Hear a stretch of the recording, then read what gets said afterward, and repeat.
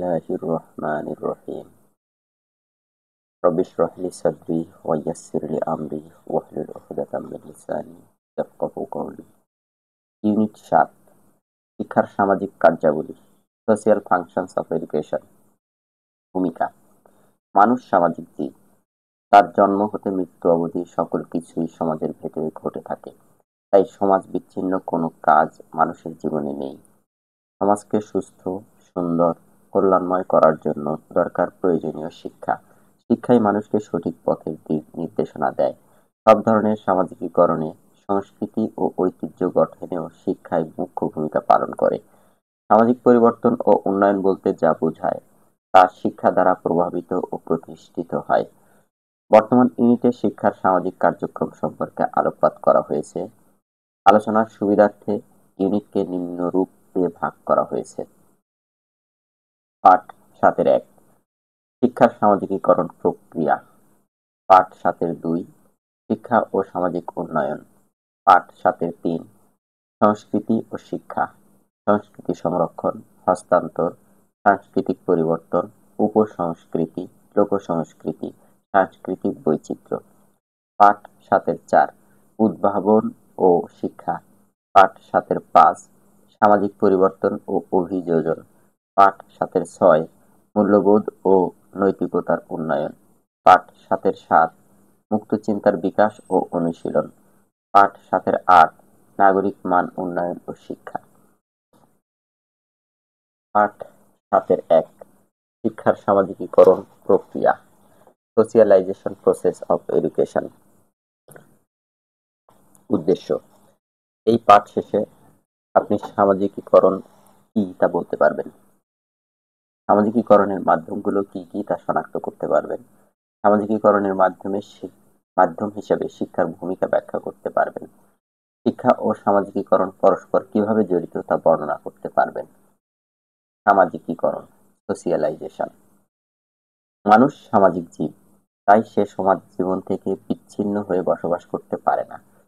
মানব জীবনের পূর্ণ বিকাশে প্রয়োজন সামাজিকতা। মানুষ সমাজের মধ্যে জন্মগ্রহণ করে, সমাজেই প্রতিষ্ঠা লাভ করে এবং সমাজ থেকেই বিদায় নেয়। অর্থাৎ একজন মানুষের পূর্ণ জীবনচক্র সমাজকে কেন্দ্র করেই আবর্তিত হয়। এ জীবন পরিক্রমায় প্রতিটি মানুষ নিজেকে ক্রমাগত সমাজের সঙ্গে খাপ খাওয়াতে শেখে এবং খাপ খাইয়ে চলে। সমাজের উপযোগী করে নিজেকে গড়ে তোলে, নিজের মধ্যে সামাজিক গুণাবলীর বিকাশ ঘটায়। সমাজের ভাবধারা, রীতিনীতি, প্রথা, আদর্শ ইত্যাদির সঙ্গে সামঞ্জস্য বিধান করে চলতে হয়। ব্যক্তি মানুষের সামাজিক জীব হিসেবে গড়ে ওঠার এ প্রক্রিয়াই হচ্ছে সামাজিকীকরণ বা সোশিয়ালাইজেশন। সামাজিকীকরণ বলতে আমরা বুঝি ব্যক্তি তার স্বীয় সমাজের কিছু সামাজিক আদর্শ, রীতিনীতি, মূল্যবোধ, মনোভাব, বিশ্বাস, ধ্যান ধারণা, আচার আচরণ গ্রহণ করে এবং এগুলো ব্যক্তি তার নিজের মধ্যে প্রতিফলিত করে। সামাজিকীকরণ একটি জীবনব্যাপী প্রক্রিয়া। জন্ম থেকে মৃত্যু পর্যন্ত এ প্রক্রিয়া চলতে থাকে। সামাজিকীকরণ এমন একটি প্রক্রিয়া যা ব্যক্তিকে তার সামাজিক ভূমিকা যথার্থভাবে পালন করতে সক্ষম করে তোলে। বস্তুত সামাজিকীকরণের মাধ্যমে একজন ব্যক্তির সহজাত প্রবৃত্তি, ইনস্টিংক্ট পরিবর্তিত হয়ে মানবিক রূপ ধারণ করে। এর ফলে সে একজন পরিপূর্ণ ব্যক্তি হিসেবে সমাজে প্রতিষ্ঠিত হতে পারে। সামাজিকীকরণ হচ্ছে ব্যক্তি স্বাতন্ত্র্যকরণের একটি বিশিষ্ট প্রক্রিয়া, ইন্ডিভিজুয়ালাইজেশন। সামাজিকীকরণ এমন একটি প্রক্রিয়া যা ব্যক্তিকে সামাজিক বা সোশিয়াল হতে শেখায়। সামাজিকতা একটি গুণ বিশেষ। সামাজিকীকরণের বিশেষজ্ঞ মতামত। সোশিয়ালাইজেশন বা সামাজিকীকরণ কথাটি সমাজবিজ্ঞানী, নৃবিজ্ঞানী ও মনোবিজ্ঞানীরা বিভিন্ন অর্থে ব্যবহার করেছেন। ফলে বিভিন্নভাবে তারা সামাজিকীকরণে তাদের মতামত প্রদান করেছেন। গিলিন অ্যান্ড গিলিন বলেন, By the term socialization we mean the process by which individual develops into a functioning member of the group according to its standards, conforming to its modes, observing its tradition, and adjusting himself to the social situations. Cultural Sociology, page 112. অর্থাৎ সামাজিকীকরণ বলতে আমরা এমন একটি প্রক্রিয়াকে বুঝি যার মাধ্যমে একজন ব্যক্তি একটি গোষ্ঠীর সদস্য হিসাবে তার মূল্যবোধ, মানদণ্ড ও ঐতিহ্য অনুসারে কার্যকর ভূমিকা পালন করতে পারে, আর এভাবে সে নিজেকে সামাজিক অবস্থার সাথে খাপ খাইয়ে নেয়।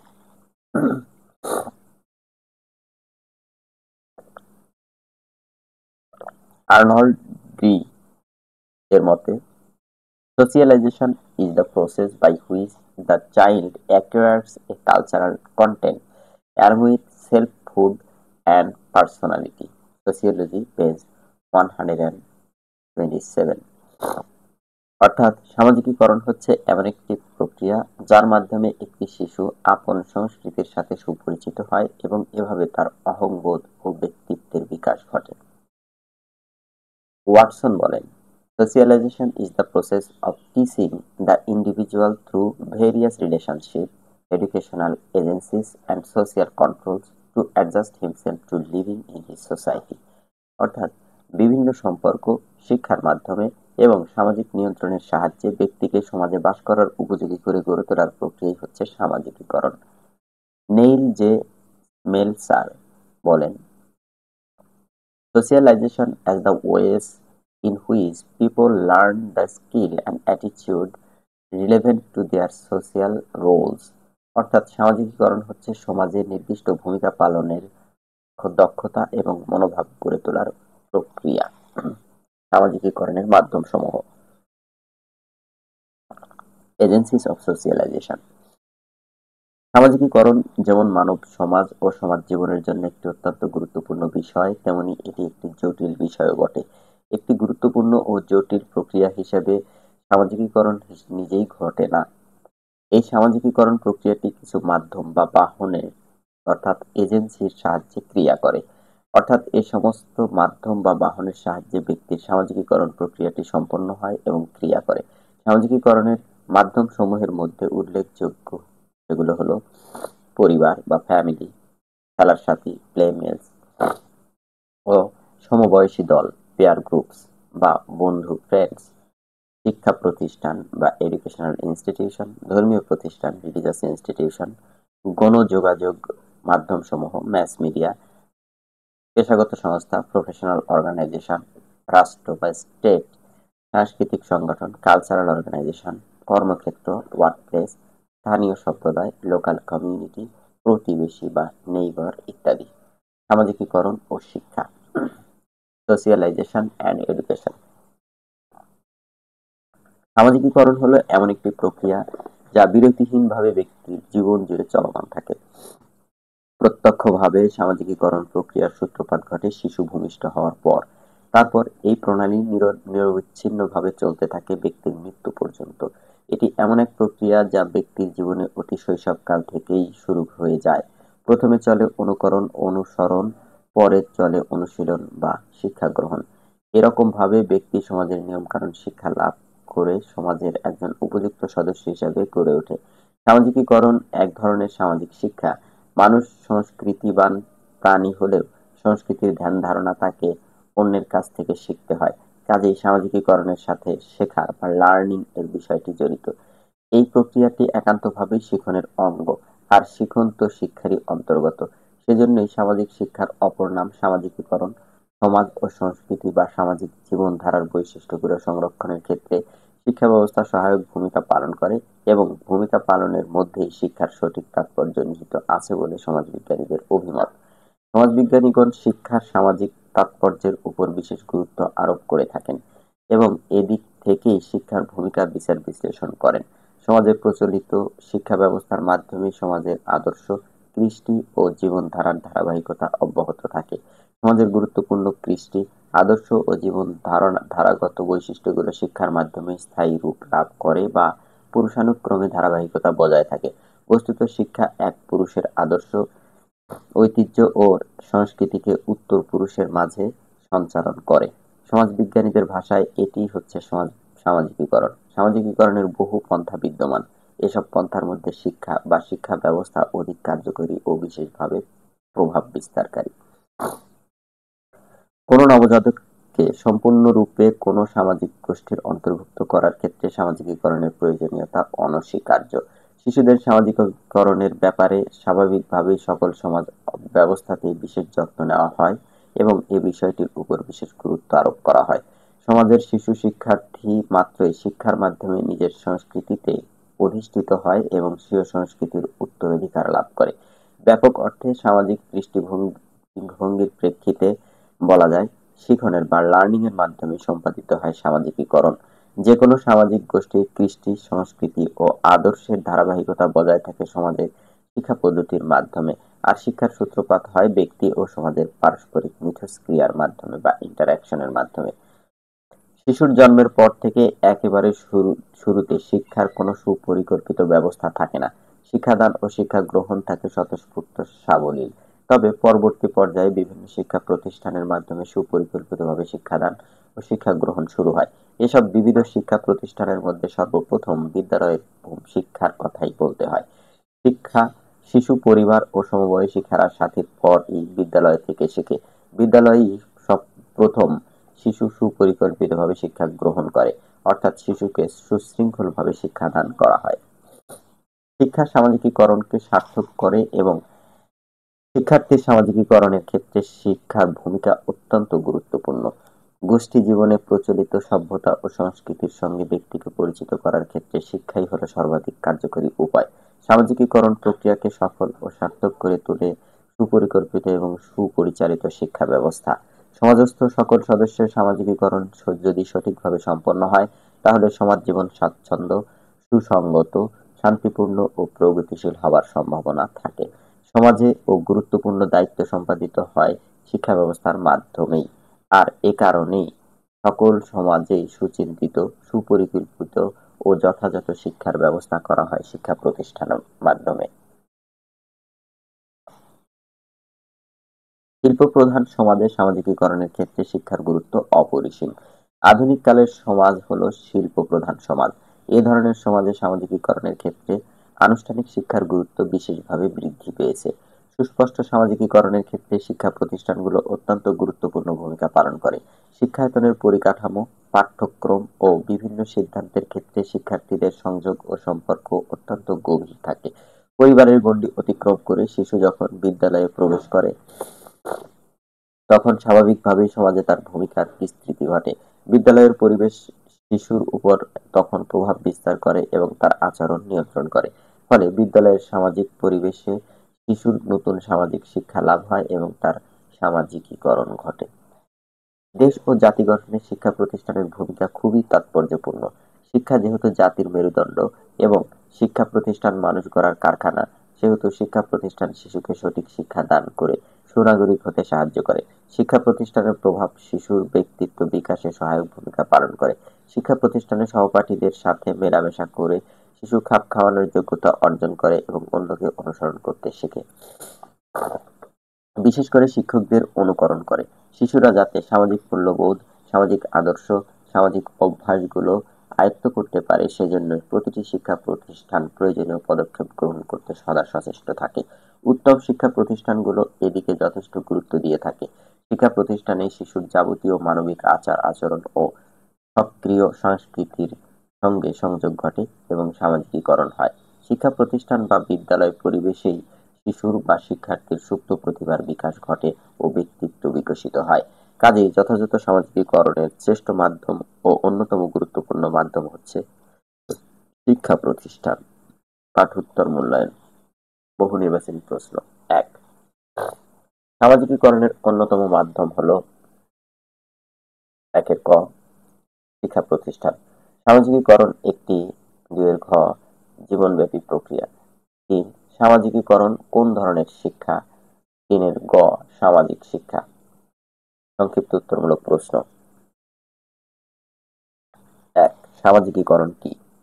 ২. আর্নল্ড গ্রিনের সামাজিকীকরণের সংজ্ঞাটি কি? ৩. সামাজিকীকরণের মাধ্যমসমূহ বর্ণনা করুন। রচনামূলক প্রশ্ন। ১. সামাজিকীকরণের মাধ্যম হিসেবে শিক্ষা কিভাবে ক্রিয়া করে ব্যাখ্যা করুন। ২. শিক্ষা ও সামাজিকীকরণের সম্পর্ক বর্ণনা করুন। পাঠ ৭-২ শিক্ষা ও সামাজিক উন্নয়ন। Education and social development. উদ্দেশ্য। এই পাঠ শেষে আপনি শিক্ষা কি তা বলতে পারবেন। সমাজ উন্নয়ন বা অগ্রগতি বলতে কি বোঝায় তা ব্যাখ্যা করতে পারবেন। কিভাবে সামাজিক অগ্রগতিকে ত্বরান্বিত করে তা নির্ণয় করতে পারবেন। শিক্ষা কিভাবে সামাজিক অগ্রগতিকে ত্বরান্বিত করে তা নির্ণয় করতে পারবেন। শিক্ষা, এডুকেশন। শিক্ষা শব্দটির ইংরেজি প্রতিশব্দ এডুকেশন, যা ল্যাটিন শব্দ এডুকেয়ার হতে উৎপত্তি বলে ধারণা করা হয়, যার অর্থ লালন পালন করা। মানব সমাজের মৌলিক কার্যপ্রক্রিয়ার একটি হলো শিক্ষা। গ্রিক দার্শনিকদের কাছে শিক্ষা হলো এমন এক সুশৃঙ্খল ও সচেতন পদ্ধতি যা শিশুর সার্বিক বিকাশ সাধনের সাথে যুক্ত। সংকীর্ণ ও ব্যাপক দুই অর্থে শিক্ষাকে বোঝানো হয়। সংকীর্ণ অর্থে শিক্ষা বলতে কেবল আনুষ্ঠানিক শিক্ষাকেই বোঝায়, যা নির্দিষ্ট কিছু বিষয়ে নির্দিষ্ট ও সুশৃঙ্খল প্রক্রিয়ায় শিক্ষার্থীকে শিক্ষণ বা পাঠদান করা। আনুষ্ঠানিক শিক্ষায় শিখন শেখানো কার্যাবলী মুখ্য বিষয়। তবে আনুষ্ঠানিক শিক্ষা কেবল পাঠদানই নয়, এর সাথে মানসিক অবস্থাকে বিকশিত করে তোলা এবং সাফল্যের সঙ্গে তাকে বর্তমান ও ভবিষ্যতের উপযোগী করে গড়ে তোলা। অনুশীলনের মাধ্যমে আচরণের ইতিবাচক ও স্থায়ী পরিবর্তন সাধন করা। প্রকৃতপক্ষে আনুষ্ঠানিক শিক্ষা বলতে স্কুল, কলেজ, বিশ্ববিদ্যালয় ও অন্যান্য প্রতিষ্ঠানের শিক্ষাকেই বোঝায়। শিক্ষক, শিক্ষার্থী ও প্রতিষ্ঠানের সমন্বয়ে নির্দিষ্ট শিক্ষাক্রম অনুযায়ী লক্ষ্য ও উদ্দেশ্য ভিত্তিক পঠন পাঠন, মূল্যায়ন ও পরিচালিত হয় আনুষ্ঠানিক শিক্ষায়। ব্যাপক অর্থে শিক্ষা হলো মানুষের জীবনব্যাপী চলমান একটি প্রক্রিয়া। জন্ম থেকে মৃত্যু অবধি এ প্রক্রিয়া চলমান থাকে। এ জাতীয় শিক্ষা কোনো সংগঠন বা প্রতিষ্ঠানের বিষয় নয়, এটি সমাজের মানুষের সামগ্রিক জীবনধারার সঙ্গে সম্পর্কযুক্ত। অধ্যাপক ম্যাকেনজি এর মতে, ব্যাপক অর্থে শিক্ষা বলতে মানুষের ব্যক্তিত্বের বিকাশ সাধন বা আত্ম উপলব্ধিকেই বোঝায়। তার মতে, এই অর্থে শিক্ষা এক বিরামহীন প্রক্রিয়া যা আমৃত্য অব্যাহত থাকে। মানুষের জীবন পথে অর্জিত বহু অভিজ্ঞতার প্রতিটি কোনো না কোনো শিক্ষা লাভে সহায়তা করে। এ ধরনের শিক্ষা গ্রহণ প্রত্যাহিক জীবনের অভিজ্ঞতা অর্জনের মাধ্যমে নিরন্তর চলতে থাকে। ফলে এ ধরনের শিক্ষা হলো একটি সাধারণ প্রক্রিয়া, যার মাধ্যমে প্রতিনিয়ত মানুষ শিক্ষা অর্জন করে, যাকে অনানুষ্ঠানিক শিক্ষা বলা হয়। ব্যাপক অর্থে শিক্ষা মানেই জীবন আর জীবনী শিক্ষা। শিক্ষা ও উন্নয়ন শব্দ দুটি ঘনিষ্ঠভাবে একে অপরের সাথে সম্পৃক্ত। এ দুইয়ের সম্পর্ককে সমান্তরাল বা প্যারালেল হিসেবে গণ্য করা যায়, কেননা শিক্ষা ব্যতীত কোনো ধরনের উন্নয়নই সম্ভব নয়। যে জাতি শিক্ষার আলোকে বেশি আলোকিত, সে জাতি উন্নয়নের শীর্ষে আরোহণ করতে পারে। এ কারণেই বলা হয় শিক্ষাই জাতির মেরুদণ্ড। শিক্ষা ব্যতীত কোনো জাতি, সমাজ বা ব্যক্তির কোনো উন্নয়নই করতে পারে না। সামাজিক উন্নয়নের প্রথম ও প্রধান ধাপ হলো শিক্ষা। অনেকেই সামাজিক উন্নয়ন বা অগ্রগতিকে সামাজিক বিবর্তনের সাথে অভিন্ন মনে করে থাকেন। প্রকৃতপক্ষে এ দুটি বিষয় এক নয়। শিক্ষা এমন একটি বহুমুখী সামাজিক প্রক্রিয়া যা মানুষের অস্তিত্বের সাথে ওতপ্রোতভাবে জড়িত। এ প্রক্রিয়ায় মানুষ জন্ম হতে মৃত্যু অবধি প্রয়োজনীয় জ্ঞান অর্জন করে থাকে। শিক্ষাই মানুষকে তার পরিবেশের সাথে খাপ খাওয়াতে শেখায়, শিশুর সুপ্ত সম্ভাবনাকে বিকশিত ও বাস্তবায়ন করে শিক্ষা। মানুষের জন্য শিক্ষার প্রয়োজনের তিনটি প্রধান কারণ হল: ১. সংগতি বিধান, ২. সংরক্ষণ ও ৩. অগ্রগতি সাধন। এই তিনটি প্রয়োজনের দিকে তাকালে সহজেই বোঝা যায়।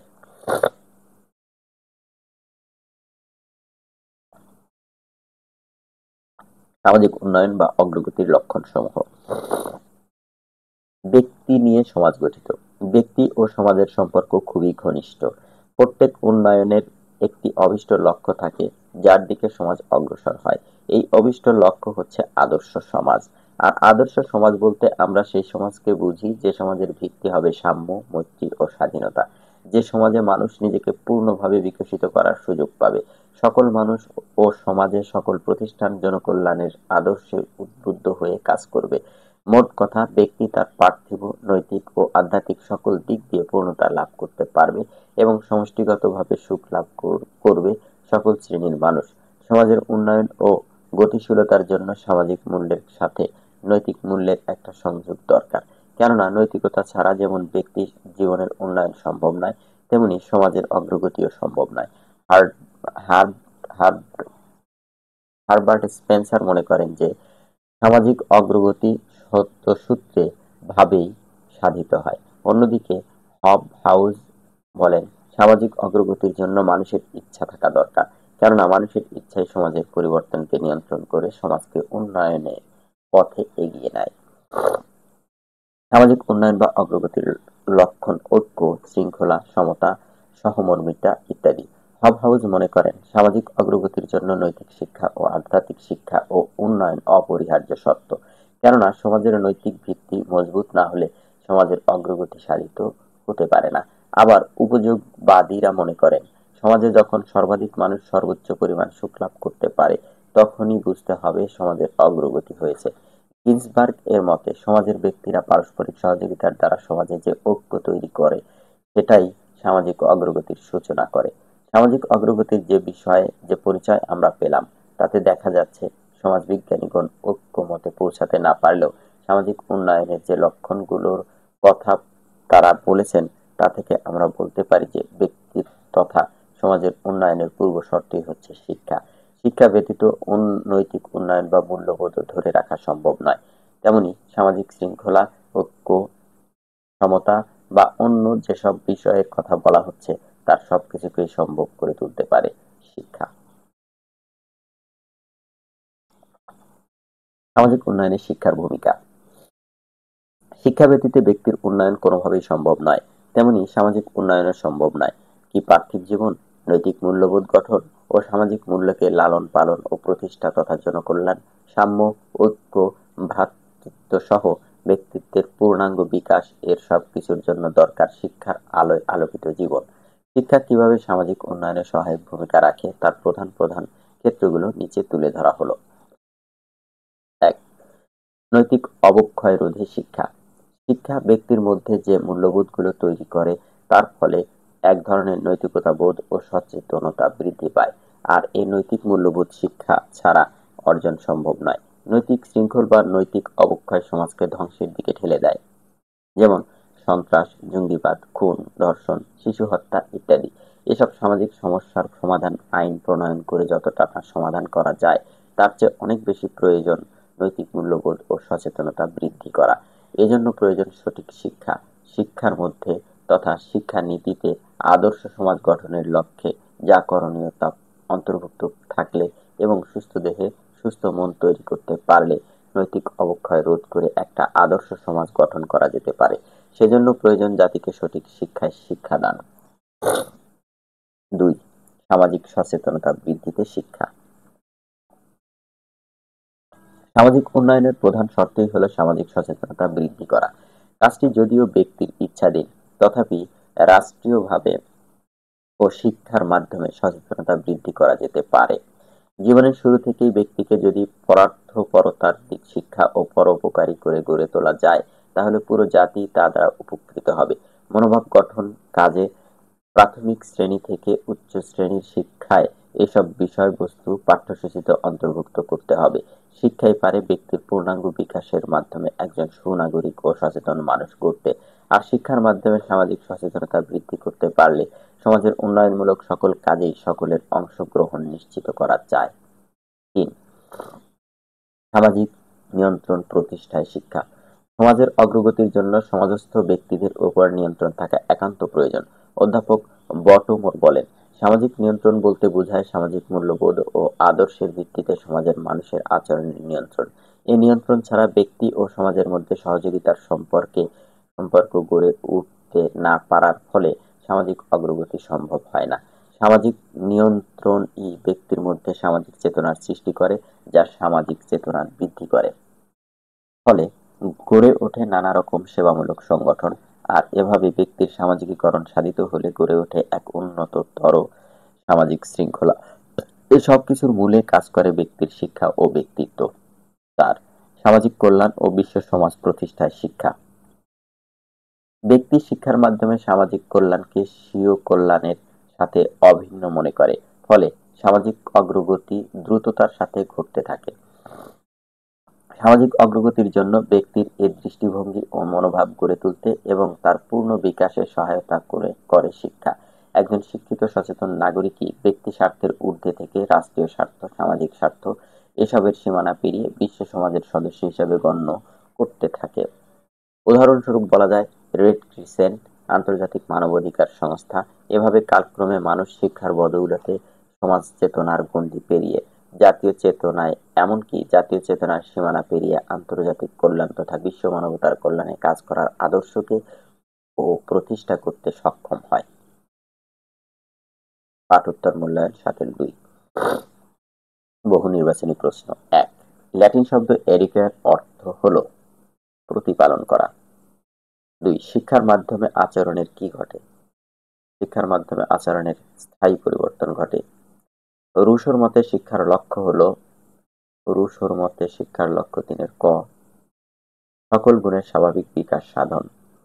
৪। সামাজিক উন্নয়ন বা অগ্রগতির লক্ষণ কি?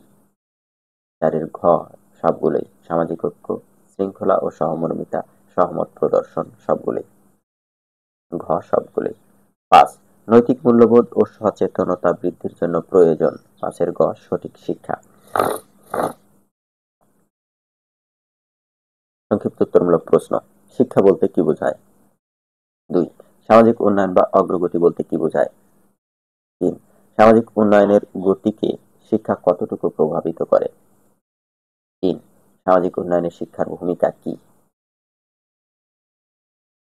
রচনামূলক প্রশ্ন। ১। শিক্ষাকে বিশ্লেষণ করে এর লক্ষ্য ও উদ্দেশ্যগুলো লিখুন। ২। সামাজিক উন্নয়নের লক্ষণগুলো ব্যাখ্যা করুন। ৩। সামাজিক উন্নয়নের প্রধান ক্ষেত্রসমূহের বর্ণনা দিন। ৪। সামাজিক উন্নয়নে শিক্ষার ভূমিকা ব্যাখ্যা করুন। পাঠ ৭-৩। সংস্কৃতি ও শিক্ষা। সংস্কৃতি সংরক্ষণ, হস্তান্তর, সাংস্কৃতিক পরিবর্তন, উপসংস্কৃতি, লোকসংস্কৃতি, সাংস্কৃতিক বৈচিত্র্য। উদ্দেশ্য।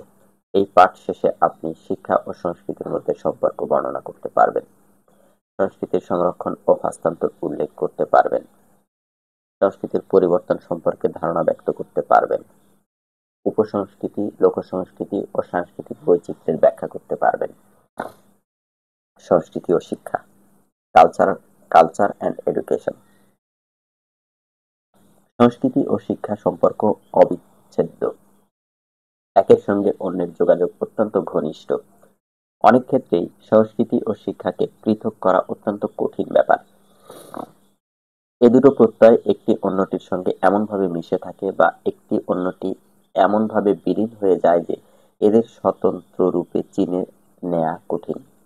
শিক্ষা যেমন সংস্কৃতিকে গতিশীল রাখে, আবার সংস্কৃতিও তেমনি শিক্ষার দ্বারাই অর্জিত হয়। ফলে উভয়ই যেন একই মুদ্রার এপিঠ ওপিঠ। পূর্বপুরুষের কাছ থেকে উত্তরাধিকার সূত্রে পাওয়া শিক্ষা-দীক্ষা, ভাবধারা, রীতিনীতি, বিশ্বাস, ধ্যান-ধারণা, জ্ঞান, কৌশল, দক্ষতা, দর্শন ইত্যাদিকে সংস্কৃতি বা কালচার বলা হয়। সংস্কৃতির আরেক নাম সামাজিক উত্তরাধিকার, সোশিয়াল হেরিটেজ। সংক্ষেপে সংস্কৃতি বলতে একটি মানবগোষ্ঠীর সমগ্র জীবনধারাকে বোঝায়। Culture is the total way of life. এ হলো একটি মানবগোষ্ঠীর আচার-আচরণ, বিশ্বাস, ধ্যান-ধারণা, জ্ঞান-বিজ্ঞান, আহার-বিহার, বিলাস-ব্যসন, উপকরণ প্রভৃতি সবকিছুই। আর সামাজিক সাংস্কৃতিক জীবন হিসেবে মানুষের ব্যক্তিত্বে উৎস মূলত দ্বিবিধ। একটি হলো জন্মগত ও অপরটি হলো সংস্কৃতিগত। অর্থাৎ সমাজ সংস্কৃতির উপর মানুষের ব্যক্তিত্ব অনেকাংশে নির্ভরশীল। বস্তুত মানুষের ব্যক্তিত্বকে রূপায়ণ করে তার সংস্কৃতি। মানুষের ব্যক্তিত্ব গঠিত ও বিকশিত হয় তার সামগ্রিক সংস্কৃতিরই অংশ হিসেবে। মানুষের ব্যক্তিত্ব মূলত তার সংস্কৃতিরই ফল। আর শিক্ষার পরিধি প্রকৃতপক্ষে মানুষের জীবনেরই পরিধি। শিক্ষা ব্যক্তিত্ব গঠন করে, ব্যক্তিত্বের বিকাশ ঘটায়। শিক্ষা ব্যক্তিত্ব বিকাশের মাধ্যমে ব্যক্তির আচরণে অপেক্ষাকৃত ইতিবাচক স্থায়ী পরিবর্তন আনে। শিক্ষার দ্বারা মানুষ তার জ্ঞান ও দক্ষতার বিকাশ ঘটায় এবং দৃষ্টিভঙ্গির পুনর্গঠন করে। এভাবে শিক্ষা মানুষের আচরণে পরিবর্তন আনে। মানুষের জীবনে তার সামাজিক সাংস্কৃতিক পরিবেশ গুরুত্বপূর্ণ প্রভাব ফেলে। শিক্ষার সাহায্যে মানুষ সেসব প্রভাবকে ইতিবাচকভাবে তার প্রয়োজনে কাজে লাগায়। আর আচরণ, দৃষ্টিভঙ্গি ও অর্জিত দক্ষতার উপর এমন একটি স্থায়ী পরিবর্তন আনার চেষ্টা করে যার মাধ্যমে সে সমাজের একজন সম্পূর্ণ মানুষে পরিণত হয়। সমাজে যেসব সাংস্কৃতিক আচার-আচরণ, অনুষ্ঠান, প্রথা, সামাজিক লোকাচার, মূল্যবোধ প্রভৃতি সেগুলোর সংস্কার, পরিবর্তন, উন্নয়ন এমনকি বর্জনের জন্যেও ব্যক্তিকে যথাযথ শিক্ষা গ্রহণ করতে হয়। শিক্ষা মানুষের আচরণের পরিবর্তন করে, আর মানুষের আচরণমালার সমষ্টি হলো সংস্কৃতি। সংস্কৃতি সংরক্ষণ ও হস্তান্তর, culture conservation and transformation, culture conservation and transmission. মানুষ সংস্কৃতিবান প্রাণী। একমাত্র মানুষেরই সংস্কৃতি আছে। জন্ম থেকে মৃত্যু পর্যন্ত মানুষ একটি সাংস্কৃতিক আবহে বাঁচে, সংস্কৃতির জন্ম দেয়। মানুষের সব ধরনের আচার-আচরণ, চিন্তা, কর্ম, সৃষ্টি সবই তার সংস্কৃতি।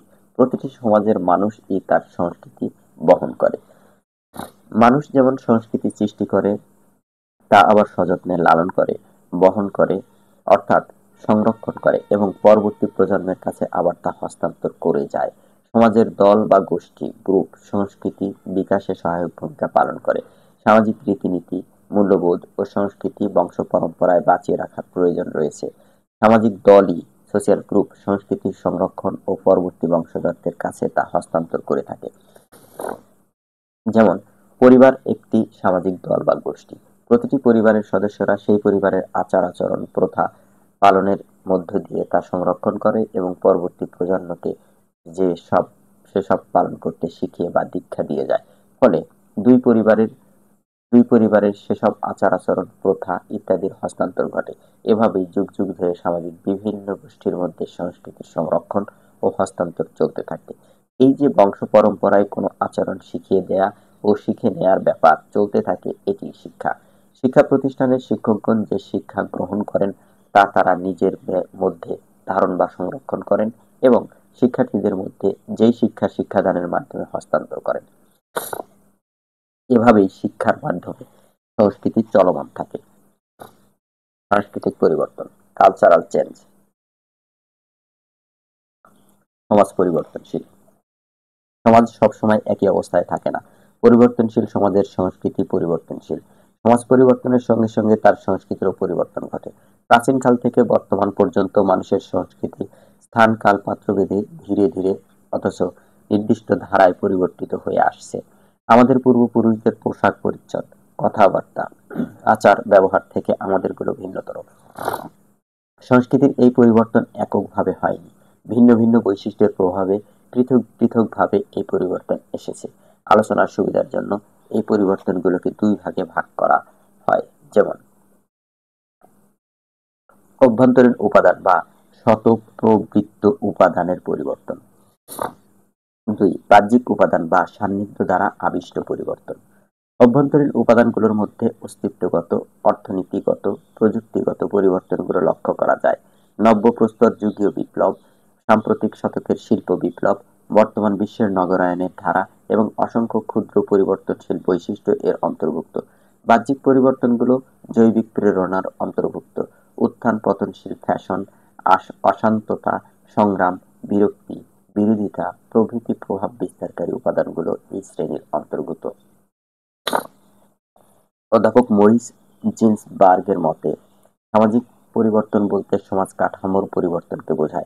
তিনি আরো মনে করেন, সামাজিক পরিবর্তনের মধ্যে যেমন ব্যক্তির বিশ্বাস, মনোভাবের পরিবর্তন নিহিত থাকে, সেটাই হচ্ছে সংস্কৃতির পরিবর্তন। উপসংস্কৃতি, সাবকালচার। সংস্কৃতির একটি আলোচিত বিষয় হচ্ছে উপসংস্কৃতি বা সাবকালচার। সংস্কৃতি মানুষের জীবনযাত্রা প্রণালী ও আচার আচরণের সমষ্টি হলেও দেশ কাল পাত্রভেদে সংস্কৃতির পার্থক্য লক্ষ্য করা যায়। সাধারণ ভাষায় উপসংস্কৃতি বলতে বোঝায় কোনো বিশেষ জনগোষ্ঠীর সংস্কৃতি যা বৃহত্তর সংস্কৃতি থেকে ভিন্নতর। কোনো দেশে বা সমাজে বসবাসরত বৃহত্তর জাতি অপেক্ষা ক্ষুদ্র জনগোষ্ঠীর সামগ্রিক জীবনযাত্রা প্রণালীকে উপসংস্কৃতি বলে। মানব সমাজ বিভিন্ন স্তরে বিন্যস্ত। এই স্তরবিন্যস্ত সমাজ ব্যবস্থায় বিভিন্ন প্রকৃতির মানুষের বাস। এদের জীবন প্রবাহে তারতম্য আছে, আছে স্বাতন্ত্র্য। মানুষের জীবন প্রবাহের এই স্বাতন্ত্র্যকেই উপসংস্কৃতি বলে।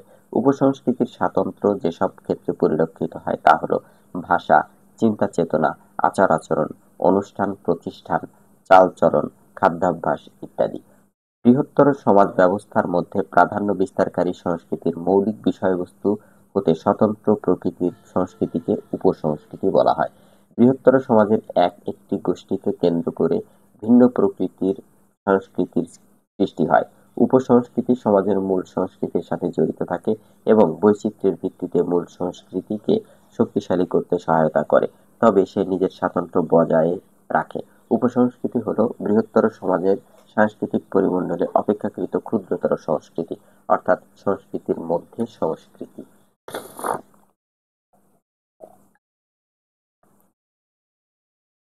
লোক সংস্কৃতি, ফোক কালচার। সংস্কৃতির একটি অন্যতম ধারণা হলো লোক সংস্কৃতি বা ফোক কালচার। লোক সংস্কৃতি হচ্ছে এমন এক ধরনের সংস্কৃতি যা লোকায়ত সমাজের সংস্কৃতি। লোক সংস্কৃতি মূলত গ্রামীণ জনগোষ্ঠীর লোকায়ত মানুষের জীবনধারার সঙ্গে সংশ্লিষ্ট এক সংস্কৃতি। লোক সংস্কৃতি হচ্ছে এমন এক ধরনের সংস্কৃতি যা গ্রামীণ মানুষের হাসি কান্না, আনন্দ বেদনা, সুখ দুঃখ, বিশ্বাস, মূল্যবোধ, বিনোদন তথা সার্বিক জীবনের এক প্রতিচ্ছবি, যা তাদের মধ্যে থেকেই উদ্ভব এবং তাদের দ্বারাই গ্রহণযোগ্য ও সমাদৃত। লোকসংস্কৃতি গ্রামীণ জনপদের মানুষের সঙ্গে গভীরভাবে মিশে আছে। একটি গ্রামীণ জনগণের ব্যবহার ও চর্চার মাধ্যমে গড়ে ওঠা তাদের এক নিজস্ব জীবন পদ্ধতি। লোকসংস্কৃতি মূলত গ্রামীণ জীবন নিয়ে গড়ে ওঠা লোক ঐতিহ্য নির্ভর এক স্বাতন্ত্র সংস্কৃতি। লোকসংস্কৃতি প্রধানত ঐতিহ্য নির্ভর। পৈতৃক সম্পত্তির মতোই এগুলো বিনা দ্বিধায়, বিনা বিচারে লোকায়ত মানুষ গ্রহণ করে ও পালন করে। গভীর অনুধ্যান ও অনুশীলন কম বলে লোকসংস্কৃতি কিছুটা স্থূল ও জটিলতাহীন। স্থূলতা ও গতানুগতিকতা এর বৈশিষ্ট্য। লোকসংস্কৃতি অকৃত্রিম, স্বভাব ও প্রবৃত্তির ছাপ এতে বেশি, তাই কোনো দেশের কোনো জাতির মৌলিকতা ও স্বকীয়তা পরিচয় সে দেশের লোকসংস্কৃতিতে খুঁজে পাওয়া যায়। সাংস্কৃতিক বৈশিষ্ট্য, কালচারাল ডাইভার্সিটি। প্রত্যেক সংস্কৃতিরই নিজস্ব বৈশিষ্ট্য থাকে। এক সংস্কৃতির সঙ্গে অন্য সংস্কৃতির পার্থক্য থাকে যৌক্তিক কারণে। একটি সংস্কৃতির স্বরূপ নির্ধারিত হয় তার পারিপার্শ্বিকতা, আবহাওয়া, প্রযুক্তি, জনসংখ্যা এবং ভৌগোলিক অবস্থান দ্বারা। এসব নিয়মকানুন সমূহ প্রতিফলন ঘটে মানুষের আচার ব্যবহার, মূল্যবোধ ও ভাষার ওপর। সব সংস্কৃতির অভিন্ন অনেক বৈশিষ্ট্য থাকলেও সংস্কৃতিতে বিভিন্নতা বা বৈচিত্র্য দেখা যায়। গোষ্ঠীভেদে সংস্কৃতির মধ্যে বৈচিত্র্য থাকাটাই স্বাভাবিক, কারণ সংস্কৃতি হলো মানুষের অর্জিত বিষয়, সহজাত নয়। এক একটি জাতির, গোষ্ঠীর, অঞ্চলের বা ইতিহাসের এক একটি অধ্যায়ের বিভিন্ন বৈশিষ্ট্য সংস্কৃতির মাধ্যমে প্রকাশিত হয়। এ কারণে প্রাচ্য ও পাশ্চাত্যের স্বতন্ত্র সংস্কৃতির কথা বলা হয়। পাঠোত্তর মূল্যায়ন 7-3। বহু নির্বাচনী প্রশ্ন। 1. শিক্ষা ও সংস্কৃতির সম্পর্ক হলো 1 ক অবিচ্ছেদ্য। শিক্ষা কি গঠন করে? 2 ঘ ব্যক্তিত্ব গঠন করে। 3. শিক্ষার পরিধি প্রকৃতপক্ষে জীবনের ক পরিধি। সংক্ষিপ্ত উত্তরমূলক প্রশ্ন। 1. সংস্কৃতির হস্তান্তর কি? 2. লোক সংস্কৃতি কাকে বলে? 3. উপসংস্কৃতি বলতে কি বোঝায়? রচনামূলক প্রশ্ন। 1. সংস্কৃতি ও শিক্ষা কিভাবে সম্পর্কিত বর্ণনা করুন। 2. সংস্কৃতির সংরক্ষণ ও হস্তান্তর ব্যাখ্যা করুন। 3. সংস্কৃতির পরিবর্তন, লোক সংস্কৃতি ও সাংস্কৃতিক বৈচিত্র্য সম্পর্কে আপনার মতামত ব্যক্ত করুন। পাঠ 7-4 উদ্ভাবন ও শিক্ষা, ইনোভেশন অ্যান্ড এডুকেশন। উদ্দেশ্য, এই পাঠ শেষে আপনি উদ্ভাবন কি তা বলতে পারবেন। শিক্ষাক্ষেত্রে উদ্ভাবন কি তা বলতে পারবেন। উদ্ভাবন প্রক্রিয়ার বৈশিষ্ট্যগুলো উল্লেখ করতে পারবেন। উদ্ভাবন বাস্তবায়নে মৌলিক বিষয়গুলো উল্লেখ করে এর সফলতাগুলো, প্রতিবন্ধকতা ও ব্যাখ্যা করতে পারবেন। বাংলাদেশে বর্তমানে শিক্ষাক্ষেত্রে উদ্ভাবনী উদ্যোগগুলো চিহ্নিত করে নতুন উদ্ভাবনী উদ্যোগ গ্রহণ করতে পারবেন। ভূমিকা, উদ্ভাবনের ধারণা, শিক্ষাক্ষেত্রে উদ্ভাবন প্রক্রিয়ায় বৈশিষ্ট্য, উদ্ভাবন প্রক্রিয়ায় কারা কিভাবে জড়িত, উদ্ভাবন বাস্তবায়নে মৌলিক বিষয়, উদ্ভাবনের প্রতিবন্ধকতা, উদ্ভাবনের সফলতার উপায়। শিক্ষাক্ষেত্রে উদ্ভাবন ও করণীয় সম্পর্কে আলোকপাত করা হয়েছে। উদ্ভাবনের ধারণা, শাব্দিক অর্থে ইনোভেশন এর বাংলা প্রতিশব্দ উদ্ভাবন, নতুন রীতি, নবধারা, নবপ্রবর্তিত। উদ্ভাবন বা ইনোভেশন এর ধারণাটির মূলত বেসরকারি খাত থেকে এসেছে। এর সংজ্ঞা, প্রয়োগ ও পরিব্যাপ্তি নিয়ে তাত্ত্বিকগণের বিভিন্ন মত ও পর্যালোচনা রয়েছে। উদ্ভাবন প্রত্যয়টির প্রয়োগ এবং সংজ্ঞা উভয়ই প্রাসঙ্গিক বিষয় বা পরিপ্রেক্ষিত কেন্দ্রিক। বিজনেস ডিকশনারিতে ইনোভেশনকে ব্যাখ্যা করা হয়েছে এভাবে: the process of translating an idea or invention into a good or service that creates value or for which customers will pay. Merriam Webster এর সংজ্ঞা মতে, a new idea, device or method, the act or process of introducing new ideas, devices and methods. IDEO.org এর মতে, উদ্ভাবন বলতে কোনো পণ্য বা পদ্ধতি বা সেবার উন্নয়ন বা অভিযোজন বা প্রবর্তন বোঝায় যা জনগণের জন্য নতুন সুবিধা বা উপকার নিয়ে তৈরি করে। সার্বিকভাবে বলা যায়, উদ্ভাবন হলো একটা ভাবনা বা উদ্ভাবিত ব্যক্তিকে একটি পণ্য বা সেবায় পরিবর্তনের প্রক্রিয়া যা মূল্য সৃষ্টি করে বা যার জন্য গ্রাহক মূল্য পরিশোধ করে। শিক্ষাক্ষেত্রে উদ্ভাবন। শিক্ষাক্ষেত্রে উদ্ভাবন হলো শিখন প্রক্রিয়ায় প্রচলিত পদ্ধতি, উপকরণ, সেবা প্রভৃতি বিষয়ে গুণগত পরিবর্তনের লক্ষ্যে বিভিন্ন শিক্ষা উপকরণ, শিক্ষা মাধ্যম, শিক্ষা সেবা পদ্ধতির উন্নয়ন, অভিযোজন বা প্রবর্তন করাকে বোঝায়। অ্যাবাকাস এর উদ্ভাবন থেকে স্টিভ জবসের ম্যাকিনটোশ অ্যাবাকাসের উদ্ভাবন থেকে স্টিভ জবসের ম্যাকিনটোশ কম্পিউটারের হাত ধরে আজকের ল্যাপটপ ও আইফোন, এই সবগুলোই উদ্ভাবন। বাংলাদেশে মোবাইল ফোনের আগমনের ফলে মোবাইল ফোনে শিক্ষা উপকরণ দেখার সুযোগ ও অর্থনৈতিক লেনদেন এর উদ্ভাবন হলো শিক্ষা ও অর্থনৈতিক ক্ষেত্রে যুগান্তকারী উদ্ভাবন। উদ্ভাবন প্রক্রিয়ার বৈশিষ্ট্য। ইনোভেশন বা উদ্ভাবন হচ্ছে চলমান প্রক্রিয়া। এই প্রক্রিয়ায় নতুন নতুন ধারণা প্রয়োজন হয়। সেবা উপকরণ বা পদ্ধতি উন্নয়ন করা, উদ্ভাবনের গুণগত ও টেকসই উন্নয়ন করা, উদ্ভাবনী উদ্যোগ সম্পৃক্ত জনগণের সেবার মূল্যমান পরিশোধের আকাঙ্ক্ষা তৈরি করা। উদ্ভাবন প্রক্রিয়ায় কারা কিভাবে জড়িত? ক্রিয়েটিভ চিন্তাশীলরা আইডিয়ার উন্নয়ন করে, এন্টারপ্রেনাররা রসদ যোগায়, রেগুলেটররা নীতিমালা দিয়ে সাপোর্ট দেয়, সরকার চূড়ান্তভাবে সেটাকে বাস্তবায়নে সহায়তা করে। উদ্ভাবন বাস্তবায়নে মৌলিক বিষয়: উদ্ভাবনী উপায়ে চিন্তাভাবনা করা, বাক্সের বাইরে চিন্তা করতে বিস্তৃত করা, অন্যদের কথা সৃজনশীলভাবে গুরুত্ব সহকারে শোনা, পড়াশোনার মাধ্যমে নতুন জ্ঞানের উন্নয়ন করা, উদ্ভাবনী উদ্যোগের জন্য নীতি নির্ধারক দ্বারা সৃজনশীল নীতিমালা প্রণয়ন করা, সুশাসনের মাধ্যমে অদম্য অগ্রগতিশীল উদ্ভাবন বাস্তবায়নের জন্য প্রয়োজনীয় অর্থায়ন নিশ্চিত করা। উন্নয়নশীল দেশে উদ্ভাবনী পরিবেশ ও সংস্কৃতি উদ্ভাবনের জন্য বড় ভূমিকা পালন করে। উদ্ভাবনের প্রতিবন্ধকতা। উদ্ভাবনের প্রধান প্রতিবন্ধকতা হচ্ছে ঐতিহ্যগত স্থিতাবস্থা, প্রবণতা এবং ঝুঁকি বিমুখতা। কাজে পূর্ববর্তীতাকে অনুসরণ করা হয় আর সুনির্দিষ্ট নিয়ম পদ্ধতি মেনে চলা হয়। এক্ষেত্রে ব্যতিক্রম এবং ব্যর্থতাকে নিরুৎসাহিত করা হয়। নিয়মমাফিক রুটিন কাজ করতে অভ্যস্ত এবং অধিকতর স্বচ্ছন্দ যা ব্যতিক্রমী উদ্যোগ গ্রহণকে বাধাগ্রস্ত করে। এছাড়া ঝুঁকি গ্রহণের সাহসিকতা এবং সফল উদ্ভাবনী উদ্যোগের জন্য পৃথক কোনো প্রণোদনার ব্যবস্থা না থাকা। উদ্ভাবন বিষয়ক এক গবেষণায় এ সংক্রান্ত নিম্নোক্ত প্রতিবন্ধকতাগুলো চিহ্নিত করা হয়েছে: সম্পদের অপ্রতুলতা, ঊর্ধ্বতন কর্তৃপক্ষের সমর্থনের অভাব, নতুন উদ্যোগে বাধা প্রদান, সেবা গ্রহীতার অজ্ঞতা বা পশ্চাৎপদতা, আইনগত জটিলতা এবং ঝুঁকি গ্রহণ না করার প্রবণতা। উদ্ভাবনের সফলতার উপায়: যোগ্য নেতৃত্বের মাধ্যমে প্রতিনিয়ত উদ্ভাবনী উদ্যোগ গ্রহণ করা এবং এর মাধ্যমে কাঙ্ক্ষিত শিক্ষা সেবাকে মানসম্মত পর্যায়ে নেওয়া সম্ভব। উদ্ভাবনের সফলতার প্রধান উপায়গুলো হচ্ছে: শিক্ষা সুবিধা বৃদ্ধির আকাঙ্ক্ষা আর উদ্ভাবনী উদ্যোগে জনসম্পৃক্তির মানসিকতা, যোগ্য ও কার্যকরী নেতৃত্ব, ঊর্ধ্বতন কর্তৃপক্ষের সমর্থন, উদ্ভাবন সম্পর্কে স্বচ্ছ ধারণা, ঝুঁকি গ্রহণের মানসিকতা, উদ্ভাবনী ব্যর্থতাকে সহজভাবে গ্রহণ করা, প্রণোদনার ব্যবস্থা রাখা, হোক তা আর্থিক বা অন্য যে কোনো ধরনের স্বীকৃতি। শিক্ষাক্ষেত্রে উদ্ভাবন ও করণীয়। বর্তমান বিশ্বে শিক্ষাক্ষেত্রে বিভিন্ন বিজ্ঞানী উদ্ভাবনী উদ্যোগ বাস্তবায়িত হচ্ছে।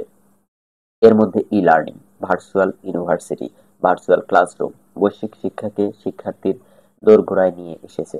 বাংলাদেশের শিক্ষাক্ষেত্রেও উদ্ভাবনী উদ্যোগ বাস্তবায়নের চর্চা শুরু হয়েছে। বাংলাদেশের শিক্ষাক্ষেত্রে চলমান উদ্ভাবনী উদ্যোগগুলোর মধ্যে উল্লেখযোগ্য হলো শিক্ষক বাতায়ন।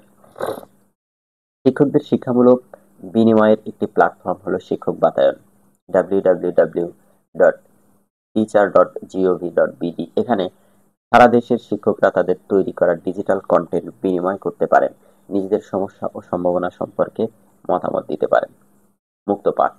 শিক্ষকদের অনলাইন প্রশিক্ষণের এটি একটি উন্মুক্ত প্ল্যাটফর্ম হলো মুক্ত পাঠ, www.muktopaath.gov.bd। এখানে শিক্ষকরা অনলাইনে বিভিন্ন পেশা ভিত্তিক প্রশিক্ষণ বিনামূল্যে পেয়ে থাকেন। Multimedia content. বাংলাদেশ আইটিটি বিভাগ ও ব্র্যাক এর সহায়তায় প্রাথমিক শিক্ষার ইন্টারঅ্যাক্টিভ মাল্টিমিডিয়া কন্টেন্ট তৈরি করেছে। এই কন্টেন্ট দিয়ে শিক্ষার্থীরা নিজে নিজে শিখতে পারে। http://digitalcontent.ictd.gov.bd। এছাড়াও এনসিটিবি স্বল্প পরিসরে ইন্টারঅ্যাক্টিভ মাল্টিমিডিয়া কন্টেন্ট তৈরির কাজ শুরু করেছে। বাংলাদেশ উন্মুক্ত বিশ্ববিদ্যালয়। বাংলাদেশ উন্মুক্ত বিশ্ববিদ্যালয় শিক্ষাক্ষেত্রে উদ্ভাবনী উদ্যোগ বাস্তবায়নে অগ্রণী ভূমিকা পালন করে আসছে। এখানে একজন শিক্ষার্থী দূরশিক্ষণের মাধ্যমে সকল কার্যক্রম সম্পন্ন করতে পারে। শিক্ষার্থীরা বাড়িতে বসে অনলাইনে ভর্তি থেকে শুরু করে ক্লাসে অংশগ্রহণ, মূল্যায়ন ও সনদ গ্রহণ করতে পারে। উত্তর মূল্যায়ন 7-4। বহু নির্বাচনী প্রশ্ন 1। ইনোভেশনের বাংলা প্রতিশব্দ কোনটি? উদ্ভাবন। 2। শিক্ষাক্ষেত্রে উদ্ভাবন বলতে কি বোঝায়? 2 এর গ। শিক্ষায় নতুন কিছু তৈরি করা। 3। নিচের কোনটি উদ্ভাবন প্রক্রিয়ায় সরাসরি জড়িত নয়?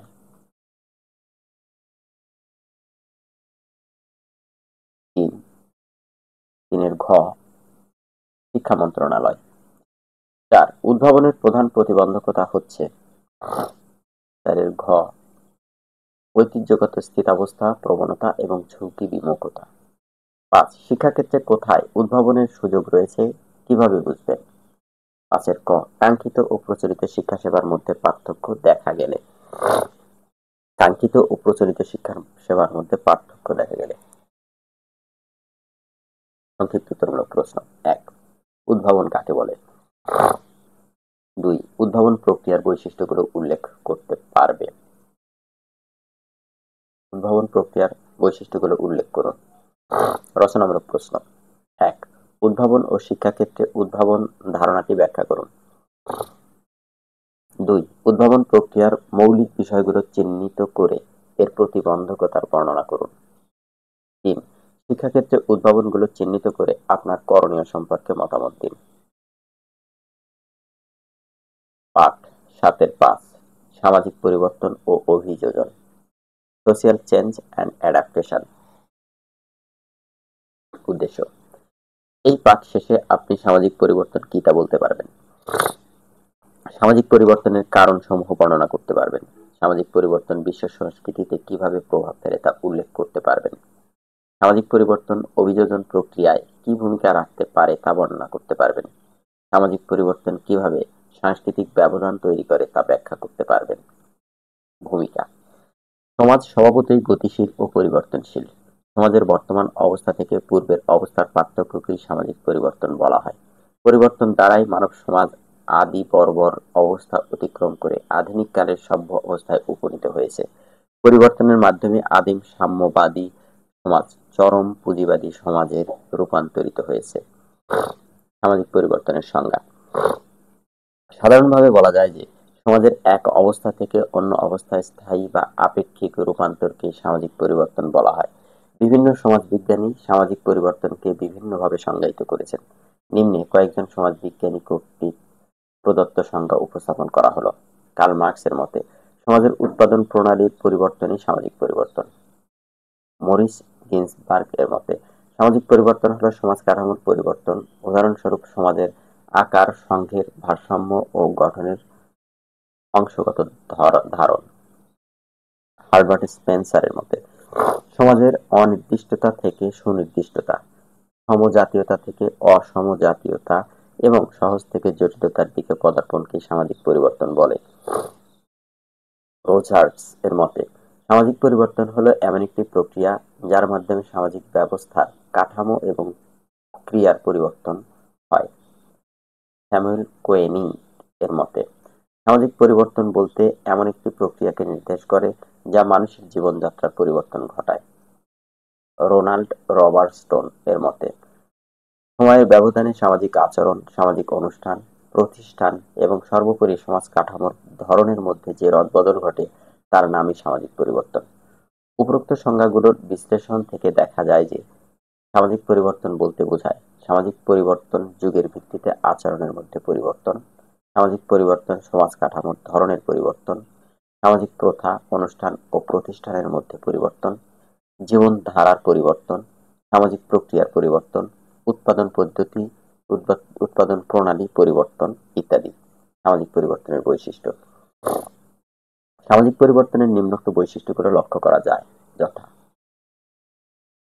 ক, সামাজিক পরিবর্তন হচ্ছে একটা সর্বজনীন প্রপঞ্চ। সকল সামাজিক পরিবর্তন সংঘটিত হয়। প্রত্যেক সমাজের মধ্যে রয়েছে কতক গতিশীল উপাদান।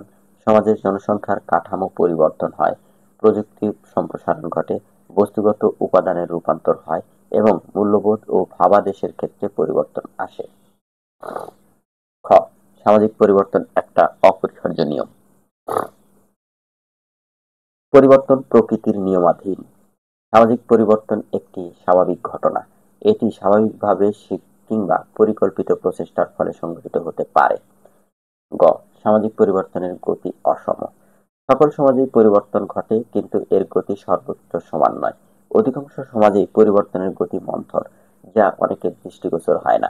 গ্রামের তুলনায় শহরের পরিবর্তন অধিকতর দ্রুত হয়। ঘ, সামাজিক পরিবর্তনের ক্ষেত্রে সুনির্দিষ্ট ভবিষ্যৎবাণী করা অসম্ভব। সামাজিক পরিবর্তনের ধরন কি হবে সে সম্পর্কে ভবিষ্যৎবাণী করা যায় না। সামাজিক পরিবর্তনের এমন কোনো অন্তর্নিহিত সূত্র নেই যার ফলে ধারণা এর একটা সুনির্দিষ্ট রূপ আছে। এটা বলা যায় না আমাদের দৃষ্টিভঙ্গি, ধ্যান ধারণা, নীতি, আদর্শ ও মূল্যবোধ ভবিষ্যতে কি রূপ ধারণ করবে। সামাজিক পরিবর্তন ক্রিয়া প্রতিক্রিয়ার ধারাবাহিকতা। সমাজ ব্যবস্থায় রয়েছে বিভিন্ন অংশের মধ্যে পারস্পরিক গতিশীল সম্পর্ক। সেজন্য সমাজের কোনো অংশের পরিবর্তন ঘটলে স্বাভাবিকভাবে এর অন্য অংশের উপর প্রভাব পড়ে।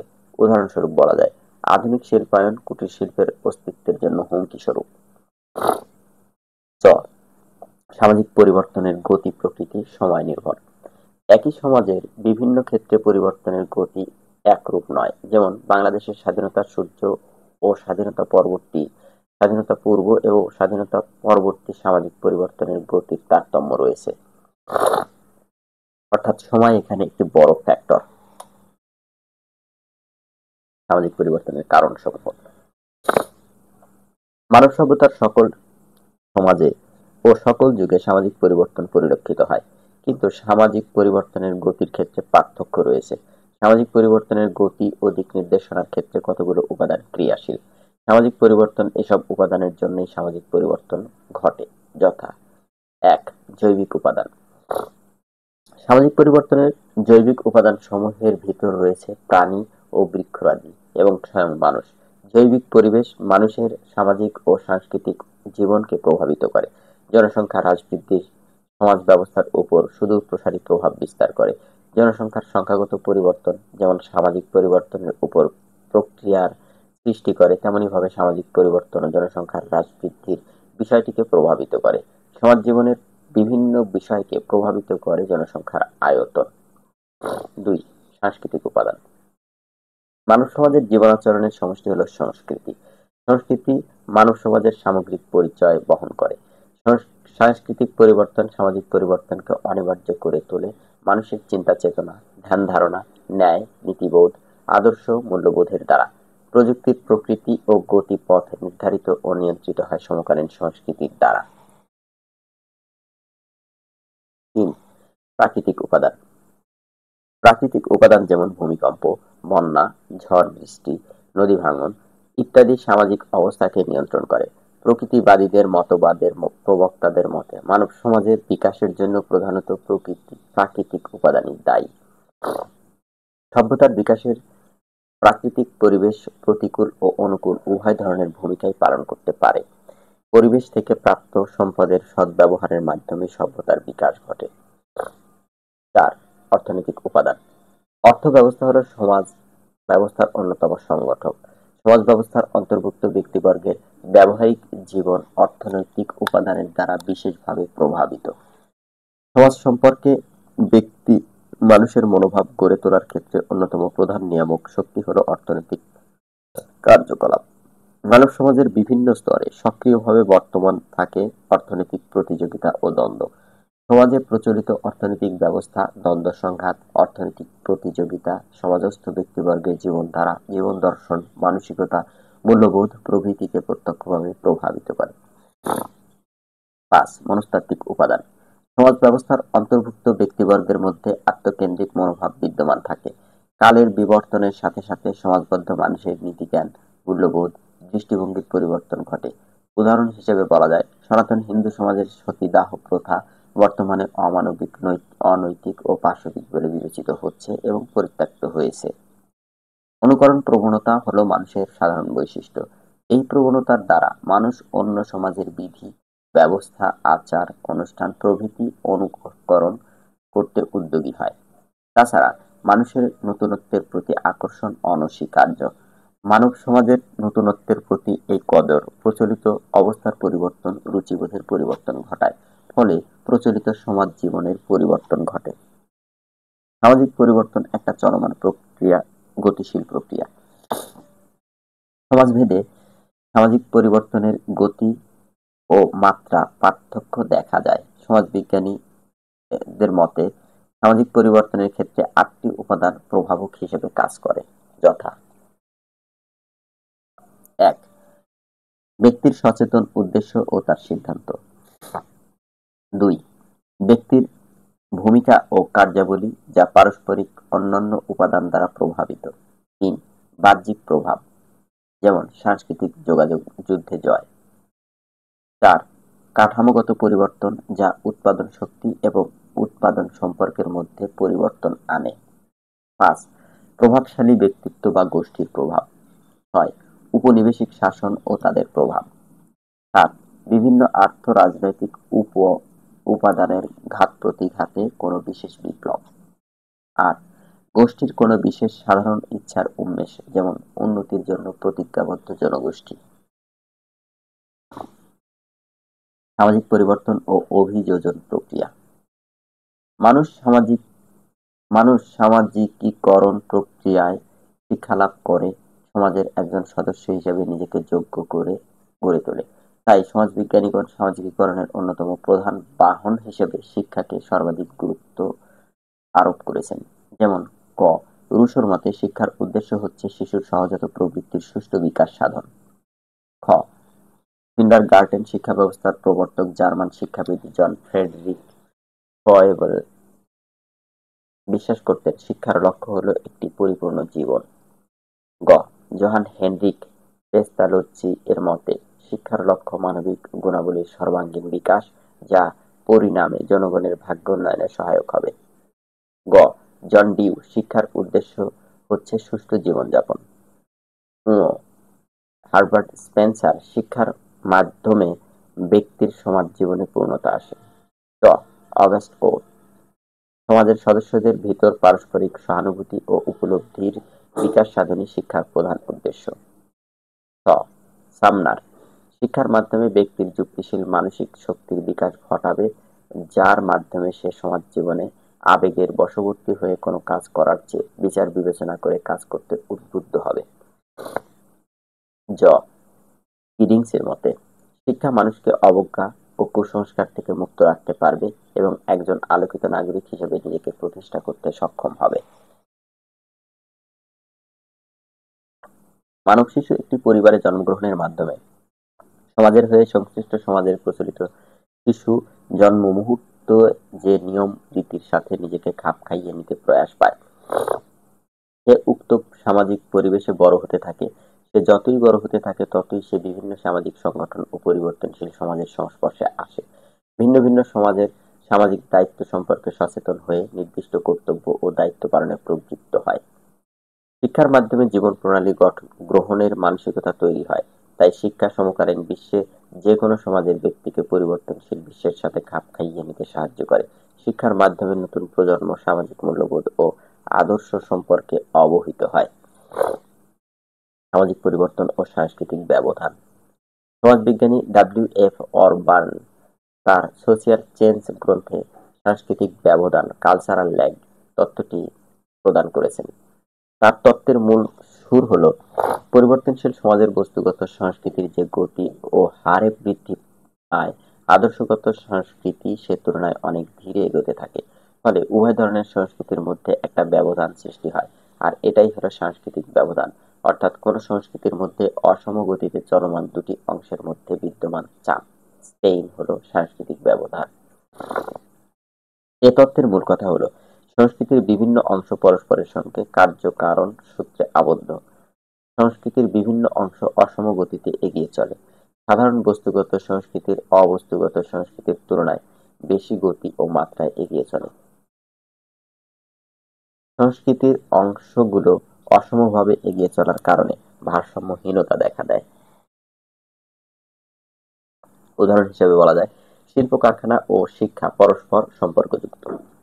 তাই শিল্প কারখানায় কোনো পরিবর্তন দেখা দিলে শিল্প কারখানা সম্পর্কিত প্রশিক্ষণ ও শিক্ষা ব্যবস্থায় পরিবর্তন আনা জরুরি হয়ে পড়ে। কেননা যান্ত্রিক শিল্পের জটিল কার্যক্ষমতা সম্পর্কে অধিক জ্ঞানের জন্য চাই শিক্ষা, নতুবা যন্ত্র পরিচালনা সম্ভব হবে না। একটি সুস্থ, সাবলীল, গতিশীল সমাজের বৈশিষ্ট্য হল সমাজ ও সংস্কৃতির বিভিন্ন অংশ ও উপাদানের মধ্যে ভারসাম্যপূর্ণ পরিবেশ বজায় রাখা। কিন্তু সাংস্কৃতিক ব্যবধানের কারণে নগরায়ন যে হারে বৃদ্ধি পাচ্ছে, নগর মানসিকতা সে হারে পিছিয়ে আছে। বস্তু জগতের সাথে তাল মিলিয়ে মনোজগতের উন্নতি সম্ভব হচ্ছে না। আধুনিক সভ্যতা তাই আমাদের অনেক কিছু উপহার দিচ্ছে বটে, তবে কেড়ে নিচ্ছে তার চেয়ে অনেক বেশি। পাঠোত্তর মূল্যায়ন ৭-৫। বহু নির্বাচনী প্রশ্ন ১। সমাজের উপাদান প্রণালীর পরিবর্তনই সামাজিক পরিবর্তন সংজ্ঞাটি কার? ১ ক, কার্ল মার্কস। ২. সংস্কৃতায়ন কি? ২ খ, খাবার দাবারের পরিবর্তন।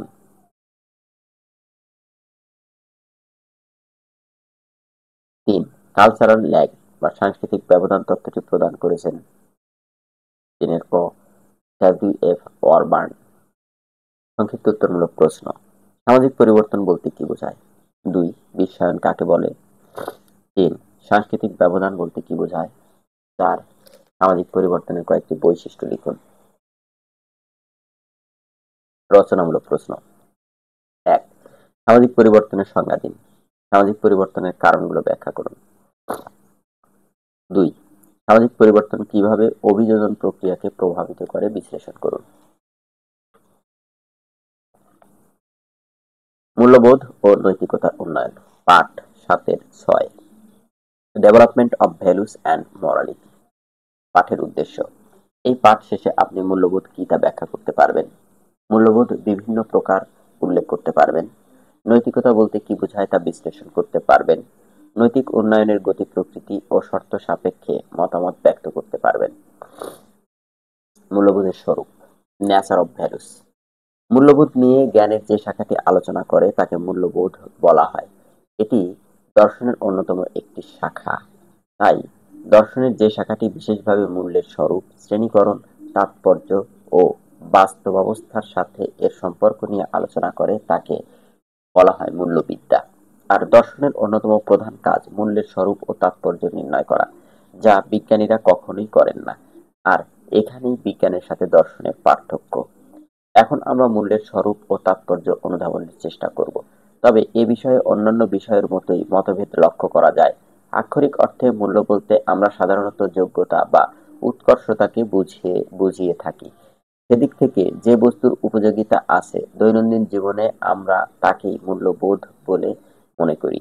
এজন্য আমরা প্রথমেই মূল্য শব্দটির অর্থ বিশ্লেষণ করব। ব্যুৎপত্তিগত দিক থেকে মূল্যের ইংরেজি প্রতিশব্দ ভ্যালু। শব্দটি এসেছে ল্যাটিন ভ্যালকো থেকে। বাংলা ভাষার শব্দটির অর্থ দাঁড়ায় ফলপ্রসূ ও উপযুক্ত হওয়া, ইফেক্টিভ অ্যান্ড অ্যাডিকুয়েট। আবার ফার্সি প্রতিশব্দ ভ্যালিউর বাংলা ভাষায় যার অর্থ উৎকর্ষ, এক্সিলেন্স। আবার ইতালি প্রতিশব্দ ভ্যালুটা, এর বাংলা অর্থ হলো দাম। আর জার্মান প্রতিশব্দ রেড রেট, এর বাংলা অর্থ মূল্য। যাই হোক, শব্দটির বিভিন্ন ব্যবহারের কারণেই দার্শনিকদের মধ্যে মূল্য কথাটির তাৎপর্য নিয়ে মতভেদ লক্ষ্য করা যায়। নিরপেক্ষ দৃষ্টিতে বিচার বিশ্লেষণ করলে মূল্য শব্দটির প্রকৃত অর্থ দাঁড়ায় বস্তু বা ব্যক্তির মূল্য নির্ধারণ বা মূল্য বিচার। সাধারণত আমরা ব্যক্তি বা বস্তুকে দুভাবে দেখি। একটি হলো ব্যক্তি বা বস্তুর প্রকৃত অবস্থা কেমন, অন্যটি হলো ব্যক্তি বা বস্তুটি কি ধরনের গুণের অধিকারী। দার্শনিকগণ এই শেষোক্ত দৃষ্টিতেই মূল্য শব্দটি গ্রহণ করেছেন। আর এভাবে ব্যক্তি বা বস্তুর গুণ বিচার করতে গিয়ে আমরা কোনো কিছুকে শুভ অশুভ, সত্য মিথ্যা, সুন্দর অসুন্দর, ভালো মন্দ ইত্যাদি শব্দ প্রয়োগ করি। এ প্রক্রিয়াকে বলা হয় মূল্যায়ন বা মূল্য নির্ধারণ। মূল্যের স্বরূপ সম্পর্কে বিভিন্ন মতবাদ। ভাববাদী দার্শনিকগণ মূল্যকে বস্তুগত বলে মনে করেন। তাদের মতে সত্যতার ব্যাপারে বৈজ্ঞানিক বচনগুলোকে যেমন আমরা বস্তুগত বলে মনে করি, মূল্য ধারণের ক্ষেত্রে ও মূল্য বা আদর্শের মধ্যে কোনো পার্থক্য নেই। দার্শনিক আলেকজান্ডার বাস্তববাদী দৃষ্টিতে মূল্যকে ব্যাখ্যা করেন। তার মতে মূল্যের কোনো স্বতন্ত্র অস্তিত্ব নেই। প্রয়োগবাদী দার্শনিকগণ বাস্তব উপযোগিতাকেই মূল্য বলে মনে করেন, কেননা যে বস্তুর ব্যবহারিক মূল্য আছে তাকেই আমরা মূল্যবোধ বলি। অন্যদিকে যৌক্তিক দৃষ্টবাদীগণ মনে করেন মূল্য বক্তার আবেগকে প্রকাশ করে। মোট কথা, সকল দার্শনিক মতবাদ বিশ্লেষণ করলে দেখা যায় যে মূল্যকে দুদিক থেকে বিবেচনা করা যেতে পারে: এক, আত্মগত মত এবং দুই, বস্তুগত মত। মূল্যকে যারা সম্পূর্ণভাবে ব্যক্তিগত বা বিষয়গত বলে মনে করেন সেটাকেই বলা হয় আত্মগত মত, সাবজেক্টিভ ভিউ অফ ভ্যালু। অন্যদিকে যারা মূল্যকে সম্পূর্ণরূপে বস্তুগত বা বিষয়গত অর্থাৎ বস্তু সাপেক্ষ বলে মনে করে তাকে বলে মূল্যর বস্তুগত মত, অবজেক্টিভ ভিউ অফ ভ্যালু। নিরপেক্ষ বিচারে বলতে হয় যে মূল্য আসলে বস্তুগত ও বিষয়গত উভয়ই। যেমন রবীন্দ্রনাথের সঙ্গীতগুলো ব্যক্তিগত আবেগ অনুভূতির হলেও তার নিজস্ব একটা মূল্যও আছে যা আমাদের সবাইকে পরিতৃপ্ত করে। কাজেই মূল্য আত্মগত ও বস্তুগত দুইই। মূল্যের শ্রেণীবিন্যাস। মূল্যকে বিভিন্ন নীতির আলোকে ব্যাখ্যা করা হয়েছে। এর বিভিন্ন শ্রেণীও রয়েছে। প্রধান প্রধান শ্রেণীগুলো নিচে তুলে ধরা হলো: এক, নৈতিক ও অনৈতিক মূল্য, দৈহিক ও মানসিক মূল্য, উচ্চতম ও নিম্নতম মূল্য। ৪, শত মূল্য ও পরত মূল্য। ৫, আপেক্ষিক ও চরম মূল্য। নিচে সংক্ষেপে মূল্যের বিভিন্ন প্রকার সম্বন্ধে আলোচনা করা হলো। ১, নৈতিক ও অনৈতিক মূল্য। দৈনন্দিন জীবনে আমরা মূল্য শব্দটিকে ভালো মন্দ, নৈতিক অনৈতিক সহ আরো অনেক ক্ষেত্রে ব্যবহার করি। নৈতিক মূল্যকে অন্যান্য মূল্যের সাথে গুলিয়ে ফেলা যাবে না। নৈতিক মূল্যকে বুঝতে হলে অনৈতিক মূল্যকে বুঝতে হবে। অর্থনীতিকে যে মূল্যের বলা হয় তা অর্থনৈতিক মূল্য। এটা পয়সার বিনিময়ে আমরা পণ্য ক্রয় বিক্রয় করি, এটাকে বলা হয় বিনিময় মূল্য। সুন্দর ছবি, গান, নৃত্য, কবিতা, নাটক প্রভৃতির রয়েছে নান্দনিক মূল্য। আবার মন্দির, গির্জা, মসজিদ এসবের রয়েছে ধর্মীয় মূল্য। উল্লেখ্য, এসব মূল্যের নৈতিক কোনো মূল্য নেই, এদের রয়েছে নীতি নিরপেক্ষ মূল্য। আর এসব মূল্যকেই বলা হয় অনৈতিক মূল্য। এখন স্বাভাবিকভাবেই প্রশ্ন আসে, নৈতিক মূল্য বলতে তাহলে কি বোঝায়? এ প্রশ্নের উত্তরে বলা যায়, যে সকল কাজ মানুষ স্বতঃস্ফূর্তভাবে স্বেচ্ছায় সচেতনভাবে করে থাকে, যে কাজে তার পূর্ণ স্বাধীনতা আছে যে সে কোন কাজটি করবে এবং যে কাজের উপর আমরা ভালো মন্দ বা উচিত অনুচিত শব্দগুলো প্রয়োগ করতে পারি তাকেই বলে নৈতিক কর্ম। আর নৈতিক কর্মের কেবল নৈতিক মূল্য রয়েছে। নৈতিক কাজ কখনই আকস্মিকভাবে বা কোনো কিছু দ্বারা প্রভাবিত হয়ে মানুষ করে না, বরং কেন কোনো না কোনো নীতি কাজের চালিকা শক্তি রূপে কাজ করে, আর সেদিক থেকে কেবলমাত্র স্বেচ্ছাপ্রণোদিত কর্মই নৈতিক মূল্যের অধিকারী। 2. দৈহিক ও মানসিক মূল্য। মানুষ দেহ ও মন নামক দুটি মিলিত প্রকাশ। দৈহিক মূল্য বলতে দেহের মূল্যকে বোঝায়, যেমন ক্ষুধা, তৃষ্ণা, স্বাস্থ্য, সম্পদ, কর্মদক্ষতা ও যৌন কামনা বাসনা ইত্যাদি অভাবের সাথে মানুষের দৈহিক মূল্য জড়িত। পক্ষান্তরে চিন্তা, অনুভূতি ও ইচ্ছা নামক মানব মনের তিনটি প্রবৃত্তির সাথে জড়িত থাকে মানুষের মানসিক মূল্য। এই তিনটি বৃত্তি থেকেই আসে সত্য, সুন্দর ও মঙ্গলের আদর্শ। চিন্তা থেকে আসে সত্য, অনুভূতি থেকে আসে সুন্দর এবং ইচ্ছা থেকে আসে মঙ্গল। 3. উচ্চতম ও নিম্নতম মূল্য। উৎকর্ষের তারতম্যের ভিত্তিতে মূল্যকে দুটি ভাগে ভাগ করা হয়, তা হলো উচ্চতম ও নিম্নতম মূল্য। মানসিক যে মূল্যগুলোর কথা বলা হয় তার ভিত্তিতে আবার আধ্যাত্মিকতার প্রভাবেও কিছু মূল্য গড়ে ওঠে। এগুলোকে বলা হয় উচ্চতম মূল্য, কেননা মানব জীবনে এগুলো যথেষ্ট ভূমিকা পালন করে। অন্যদিকে দৈহিক মূল্যকে বলা হয় নিম্নতম মূল্য। এগুলো ভূমিকা জীবনে গৌণ। 4. শতমূল্য ও পরতমূল্য। ব্যক্তি বা বস্তুর নিজস্ব কোনো মূল্য আছে কি না এ প্রশ্নকে কেন্দ্র করে মূল্যকে দুটি ভাগে ভাগ করা হয়, 1. শতমূল্য ও 2. পরতমূল্য। যে বস্তু নিজস্ব মূল্য রয়েছে সেই বস্তুর মূল্যকে বলা হয় শতমূল্য। যেমন সত্য, সুন্দর, মঙ্গল এই আদর্শগুলোর নিজস্ব মূল্য রয়েছে, কিন্তু যে বস্তুর নিজস্ব মূল্য নেই বরং অপর বস্তুকে মূল্যবান করতে সহায়তা করে সেই বস্তুর মূল্যকে বলা হয় পরতমূল্য। যেমন টাকা পয়সা, এগুলোর নিজস্ব কোনো মূল্য নেই, তবে বিনিময়ের মূল্যের কাজে সহায়ক ভূমিকা রাখে বলে এদের মূল্যকে পরতমূল্য বলে। আপেক্ষিক ও চরম মূল্য। উপযোগিতার দিক থেকে মূল্যকে আপেক্ষিক মূল্য ও চরম মূল্য এ দুভাগে ভাগ করা হয়। সত্য, সুন্দর, মঙ্গল এগুলো জীবনের আদর্শ হিসেবে কাজ করে, তাই এদেরকে পরম মূল্য বা চরম মূল্য বলা হয়। এছাড়া এদের নিজস্ব মূল্যও রয়েছে, তাই এদেরকে শতমূল্যও বলা হয়। কিন্তু যেসব মূল্যকে মানুষ জীবনের আদর্শ বা লক্ষ্যরূপে গ্রহণ করে না তাদের বলা হয় আপেক্ষিক মূল্য। দৈহিক ও অর্থনৈতিক মূল্যগুলো আপেক্ষিক মূল্যের আওতাভুক্ত, কেননা আমার কাছে যা মূল্যবান তা আরেকজনের কাছে মূল্যবান নাও হতে পারে, তাই এ ধরনের মূল্যকে আত্মগত মূল্যও বলা হয়। নৈতিকতার স্বরূপ ও নৈতিক উন্নয়নের প্রকৃতি। মূল্য বলতে কি বোঝায় তা আমরা পূর্বের পাঠ থেকে উপলব্ধি করতে পেরেছি এবং কত প্রকার ও কি কি সে বিষয়ে আলোচনা করেছি। এখন আমরা এই পাঠ থেকে নৈতিকতা বলতে কি বোঝায় এবং নৈতিক উন্নয়ন কি সে বিষয়ে আলোচনায় অগ্রসর হব। প্রত্যেক মানুষেরই একটা নৈতিক জীবন আছে, আর নৈতিক জীবনে বিশ্বাস আছে বলেই মানুষ নিজের ও অপরের আচরণ সম্বন্ধে ভালো মন্দ, ন্যায় অন্যায়, নীতি দুর্নীতি, পাপ পুণ্য ইত্যাদি শব্দগুলো ব্যবহার করি। কিন্তু নৈতিকতা বলতে আসলে কি বোঝায়? ইংরেজি মরাল শব্দটি ল্যাটিন মোরেস থেকে এসেছে, যার অর্থ রীতিনীতি বা অভ্যেস। নীতিবিজ্ঞান হচ্ছে সমাজে বসবাসকারী মানুষের রীতিনীতি বা অভ্যেস, জাতি আচরণ নিয়ে আলোচনা করে। ইংরেজি মরালিটি, যার বাংলা প্রতিশব্দ নৈতিকতা, আর যে মানসিক প্রক্রিয়ার দ্বারা আমরা মানুষের আচরণের ভালো মন্দ বা ন্যায় অন্যায় বিচার করি তাকে বলে নৈতিকতা, মরাল জাজমেন্ট। নৈতিক বিচার আবার নৈতিক মূল্য, বাধ্যতা বোধ, মরাল অবলিগেশন এর সাথে সম্পৃক্ত। যখন কোনো কাজ ভালো বা মন্দ ভেবে নিয়ে ভালো কাজটি করা হয় তখন যে তাগিদ আমরা বোধ করি একেই বলে নৈতিকতা বোধ। একেই বলা হয় কর্তব্যবোধ বা ঐতিহ্যবোধ। এ ধরনের প্রত্যেকটি কাজের নৈতিক মূল্য রয়েছে যা মানুষ স্বেচ্ছায় করে।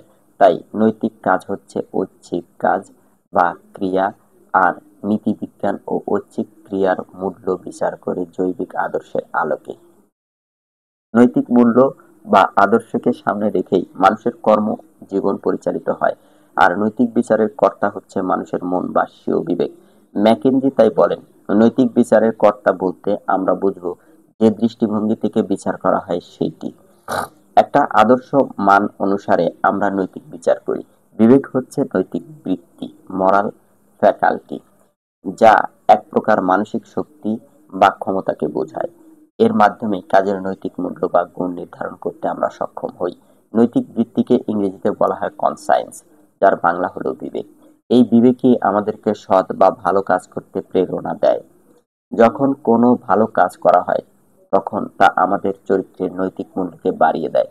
আর এটা যখন প্রতিদিন বা প্রতিনিয়ত হতে থাকে তখন আমরা নৈতিক আদর্শের দিকে একটু একটু করে ধাপে ধাপে এগিয়ে যেতে থাকি। যেমন নিয়মিত সত্য কথা বললে সত্যতা, দীনতা গুণটি অর্জন করা যায়, যাকে বলা হয় সততা। আর এভাবে নৈতিক আদর্শ নৈতিক উন্নয়ন বা অগ্রগতিকে নিয়ন্ত্রণ করে। নৈতিক উন্নয়ন বা অগ্রগতির অর্থই হলো নৈতিক আদর্শের দিকে সমর্পিত হওয়া ও পরম কল্যাণের দিকে অগ্রসর হওয়া। নৈতিক উন্নয়নের শর্তসমূহ। অধ্যাপক জেমস সেট এর মতে নৈতিক উন্নয়নের মূল কথাই হচ্ছে ব্যক্তির নিজেকে আবিষ্কার করা। নৈতিক অগ্রগতির প্রশ্নে মনে রাখতে হবে যে মানুষ জন্মগতভাবে নৈতিকতাকে পায়, আর নীতিবোধ সুপ্তাবস্থায় তার মাঝে থাকে, সেটি ধীরে ধীরে বিকাশ প্রাপ্ত হয়। কখনই অনৈতিক স্তর থেকে নৈতিক স্তরে আমাকে নৈতিক উন্নয়ন বলে না, এবং এ অগ্রগমন নীতিবোধেরই অগ্রগমন। নৈতিক অগ্রগতিকে সামাজিক দৃষ্টিকোণ থেকে বিশ্লেষণ করে এর কতগুলো পর্যায় বা শর্তকে ম্যাকেঞ্জি উল্লেখ করেছেন। সেগুলো হলো নৈতিক জগৎ, বাহ্যিক জগতের সাথে অভ্যন্তরীণ বিরোধিতা, অপূর্ণতার বোধ, নৈতিক অন্তর্দৃষ্টির গভীরতা, নতুন বাধ্যবাধকতা, নৈতিক পরিবর্তন ও পরিবেশের পরিবর্তন এবং আদর্শ জগৎ। নিচের শর্তগুলোর আলোচনা করা হলো। নৈতিক জগৎ, মরাল ইউনিভার্স। নৈতিক উন্নয়নে একটি প্রথম ও প্রধান শর্ত বা পর্যায়, কেননা প্রত্যেক মানুষ একটি নৈতিক জগতেই বাস করে। নৈতিক আদর্শ নির্দিষ্ট সামাজিক প্রতিষ্ঠান ও প্রক্রিয়ার অভ্যাসগত রূপ ও তিনটি উপাদান নিয়েই নৈতিক জগৎ গঠিত। এই তিনটি উপাদানের মধ্যে সঙ্গতি স্থাপিত হলেই নৈতিক উন্নয়নের পথ সুগত হয়, অন্যথায় বাধাগ্রস্ত হয়। 2. আমাদের জগতের অভ্যন্তরীণ বিরোধিতা। নৈতিক আদর্শ, সামাজিক প্রতিষ্ঠান ও অভ্যাসের মধ্যে বিরোধিতা দেখা দিলে তাদের মধ্যে সঙ্গতি প্রতিষ্ঠা জরুরি হয়ে পড়ে। আর অভ্যন্তরীণ বিরোধিতার মাঝে সমতি ও সমন্বয় সাধিত হলে নৈতিক উন্নয়নের পথ সুগম হয়। 3. অপূর্ণতাবোধ। নৈতিক উন্নয়নের নৈতিক অপূর্ণতাবোধ ও গুরুত্বপূর্ণ ভূমিকা রাখে, কেননা অসম্পূর্ণতাবোধ থেকে এক ধরনের সচেতনতা কাজ করে নৈতিক সংস্কার ও শিক্ষার জন্য, ফলশ্রুতিতে নৈতিক উন্নয়ন ত্বরান্বিত হয়। 4. নৈতিক অন্তর্দৃষ্টির গভীরতা। প্রাচীনকালের তুলনায় বর্তমানকালে সদ্গুণ বা নৈতিক আদর্শ বাস্তবায়নের পরিসীমা বৃদ্ধি পেয়েছে। শুধু তাই নয়, সদ্গুণগুলো যে সব সূত্রের উপর নির্ভর করে সেটার গভীরতাও বিস্তৃতি ঘটেছে। জেমস সেট নৈতিক উন্নয়নের গতি পথে তিনটি পর্যায়ের কথা বলেছেন, যেমন বাহ্যিক হতে অভ্যন্তরীণ নৈতিকতায় গমন, কঠোর গুণগুলোকে কোমল গুণগুলোর অধীনস্থ করা, সত্যতা সম্পর্কে ব্যাপক অন্তর্দৃষ্টি। ব্যক্তির নৈতিক অগ্রগতি ও উন্নয়নের জন্য যে বিষয়গুলো অপরিহার্য শর্তরূপে বিদ্যমান থাকে সেগুলো হলো: 1. বুদ্ধির অনুশীলন। 2. আত্মসংযম। 3. বিনয় ও নম্রতা। 4. সদ্গুণের অনুশীলন। 5. মহৎ ব্যক্তিদের জীবনী পাঠ। 6. সৎ সংসর্গ। 7. অনুশোচনা বোধ। 8. সামাজিক ও রাষ্ট্রীয় পরিবেশ। পাঠোত্তর মূল্যায়ন। বহু নির্বাচনী প্রশ্ন। 1. অর্থনৈতিক মূল্যের অপর নাম কি? অর্থনৈতিক মূল্যের অপর নাম: 1 ক, বিনিময় মূল্য। 2.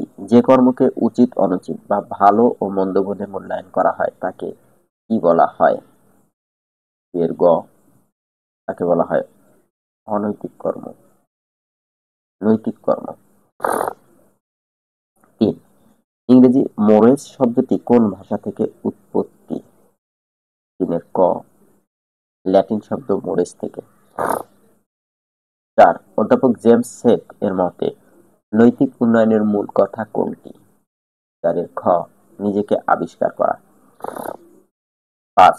সৎ বা ভালো কাজকে আমাদের প্রেরণা দেয়। 5 ক, বিবেক। সংক্ষিপ্ত উত্তরমূলক প্রশ্ন। 1. মূল্য বলতে কি বোঝায়? মূল্যের বিভিন্ন প্রকার ব্যাখ্যা করুন। 2. মূল্য কত প্রকার ও কি কি? বিভিন্ন প্রকার মূল্যের পারস্পরিক সম্পর্ক ব্যাখ্যা করুন। 3. নৈতিকতা বলতে কি বোঝায়? নৈতিকতা বোধ ও নৈতিক বিচার কিভাবে সম্পৃক্ত? নৈতিক বিচারের কর্তা কে? 4. নৈতিক উন্নয়নের প্রকৃতি ব্যাখ্যা করুন। নৈতিক উন্নয়নের শর্তসমূহ তুলে ধরুন। তত্ত্ব নির্দেশনা 1. গোবিন্দচন্দ্র দেব, তত্ত্ববিদ্যা, সার, 1966, পৃষ্ঠা 249। 2. J. Laird, the idea of value, পৃষ্ঠা 92 থেকে 123। S. Alexander, space, time and deity, পৃষ্ঠা 244। A. J. Ayer, language, truth and logic, London, 1967, পৃষ্ঠা 149 থেকে 50। পাঠ 7 মুক্তচিন্তার বিকাশ ও অনুশীলন। উদ্দেশ্য: এই পাঠ শেষে আপনি মুক্ত চিন্তার ও মুক্ত বুদ্ধি আন্দোলনের পটভূমি ব্যাখ্যা করতে পারবেন। মুক্ত চিন্তার প্রবর্তক কারা ছিলেন তা বলতে পারবেন। মুক্তচিন্তার লক্ষ্য উদ্দেশ্য নির্ণয় করতে পারবেন। তৎকালীন সমাজের উদ্ভূত সমস্যাগুলো চিহ্নিত ও ব্যাখ্যা করতে পারবেন। মুক্তচিন্তার পটভূমি ও লক্ষ্য: মানুষ তার চিন্তাশক্তির জন্যই সৃষ্টির শ্রেষ্ঠ জীব। চিন্তা বা বুদ্ধি তাকে দিয়েছে স্বতন্ত্র মর্যাদা। সভ্যতার অগ্রযাত্রায় বুদ্ধির দীপ্তি, প্রতিভা ও বুদ্ধি মানুষের প্রধান হাতিয়ার। মুক্ত চিন্তা তার নব নব সৃষ্টির মূলীভূত শক্তি।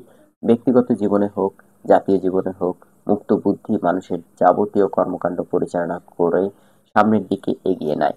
কিন্তু মানুষের শৃঙ্খলিত আবদ্ধ চিন্তা ভাবনা তথা বুদ্ধি তার চলার পথে বাধা হয়ে যায়, ফলে অগ্রযাত্রা রুদ্ধ করে দেয়। স্বাধীনতা হারিয়ে রাজনৈতিক প্রবঞ্চনা ও অর্থনৈতিক অধঃপতনের শিকারে পরিণত হয়। এদেশের মুসলমান সমাজ অতীতমুখী ও কুসংস্কারাচ্ছন্ন হয়ে পড়ে তাই নয়, জীবন সমস্যা সমাধানের ব্যাপারে তারা মুক্ত চিন্তার পরিবর্তে ক্রমশ ধর্মীয় কুসংস্কারে আবদ্ধ হয়ে পড়ে।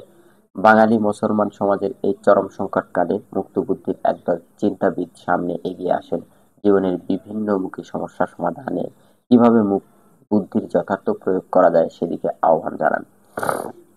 মুক্তবুদ্ধি এবং মুক্ত মনের মাহাত্ম্য ঘোষণা করা, জ্ঞানের দিগন্ত প্রসারিত করা এবং অতীতমুখী দৃষ্টিভঙ্গি থেকে মুসলমানদেরকে মুক্ত করে বর্তমান কালের বাস্তবকে যুক্তিনিষ্ঠভাবে জীবনে প্রতিষ্ঠিত করাই ছিল বুদ্ধি মুক্তি আন্দোলনের মূল লক্ষ্য। জীবনকে যৌক্তিক ভিত্তির উপর প্রতিষ্ঠা করে কুসংস্কারের অন্ধকার থেকে আলোকিত জীবনে প্রবেশ করা যায় কিভাবে, সে উদ্দেশ্যেই তারা কাজ করেন।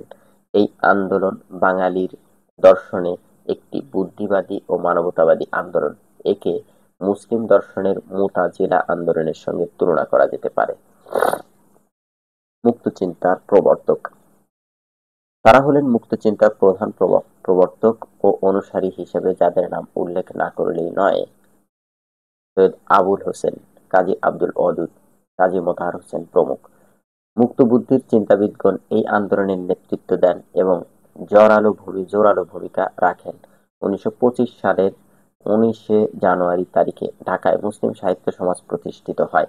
এই সমাজ প্রতিষ্ঠার উদ্দেশ্য সম্পর্কে সম্পাদক আবুল হোসেন তার বিবরণীতে বলেছেন, এই সমাজের প্রধান উদ্দেশ্য জ্ঞানচর্চা ও জ্ঞানের জন্য আকাঙ্ক্ষা ও রুচি সৃষ্টি এবং তদুদ্দেশ্যে জাতি ধর্ম নির্বিশেষে নবীন ও প্রবীণ সকলের চিন্তা ও জ্ঞানের সমন্বয় সংযোগ সাধন।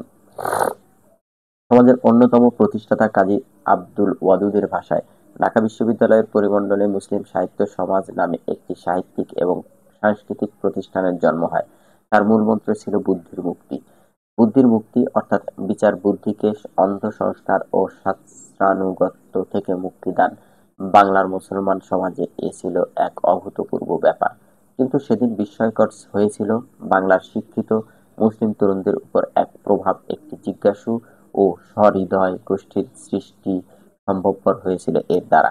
দৃশ্যত এর প্রেরণা এসেছিল মোস্তফা কামালের উদ্যম থেকে, কিন্তু তার চাইতে গুরুতর যোগ এর ছিল বাংলার বা ভারতের একালের জাগরণের সঙ্গে, আর সেই সূত্রে মানুষের প্রায় সর্বকালের উদারজনক জাগরণ প্রয়াসের সঙ্গে। এই সাহিত্য সমাজের নামে সঙ্গে মুসলিম শব্দটি যুক্ত থাকলেও তা কোনো সাম্প্রদায়িক প্রতিষ্ঠান ছিল না।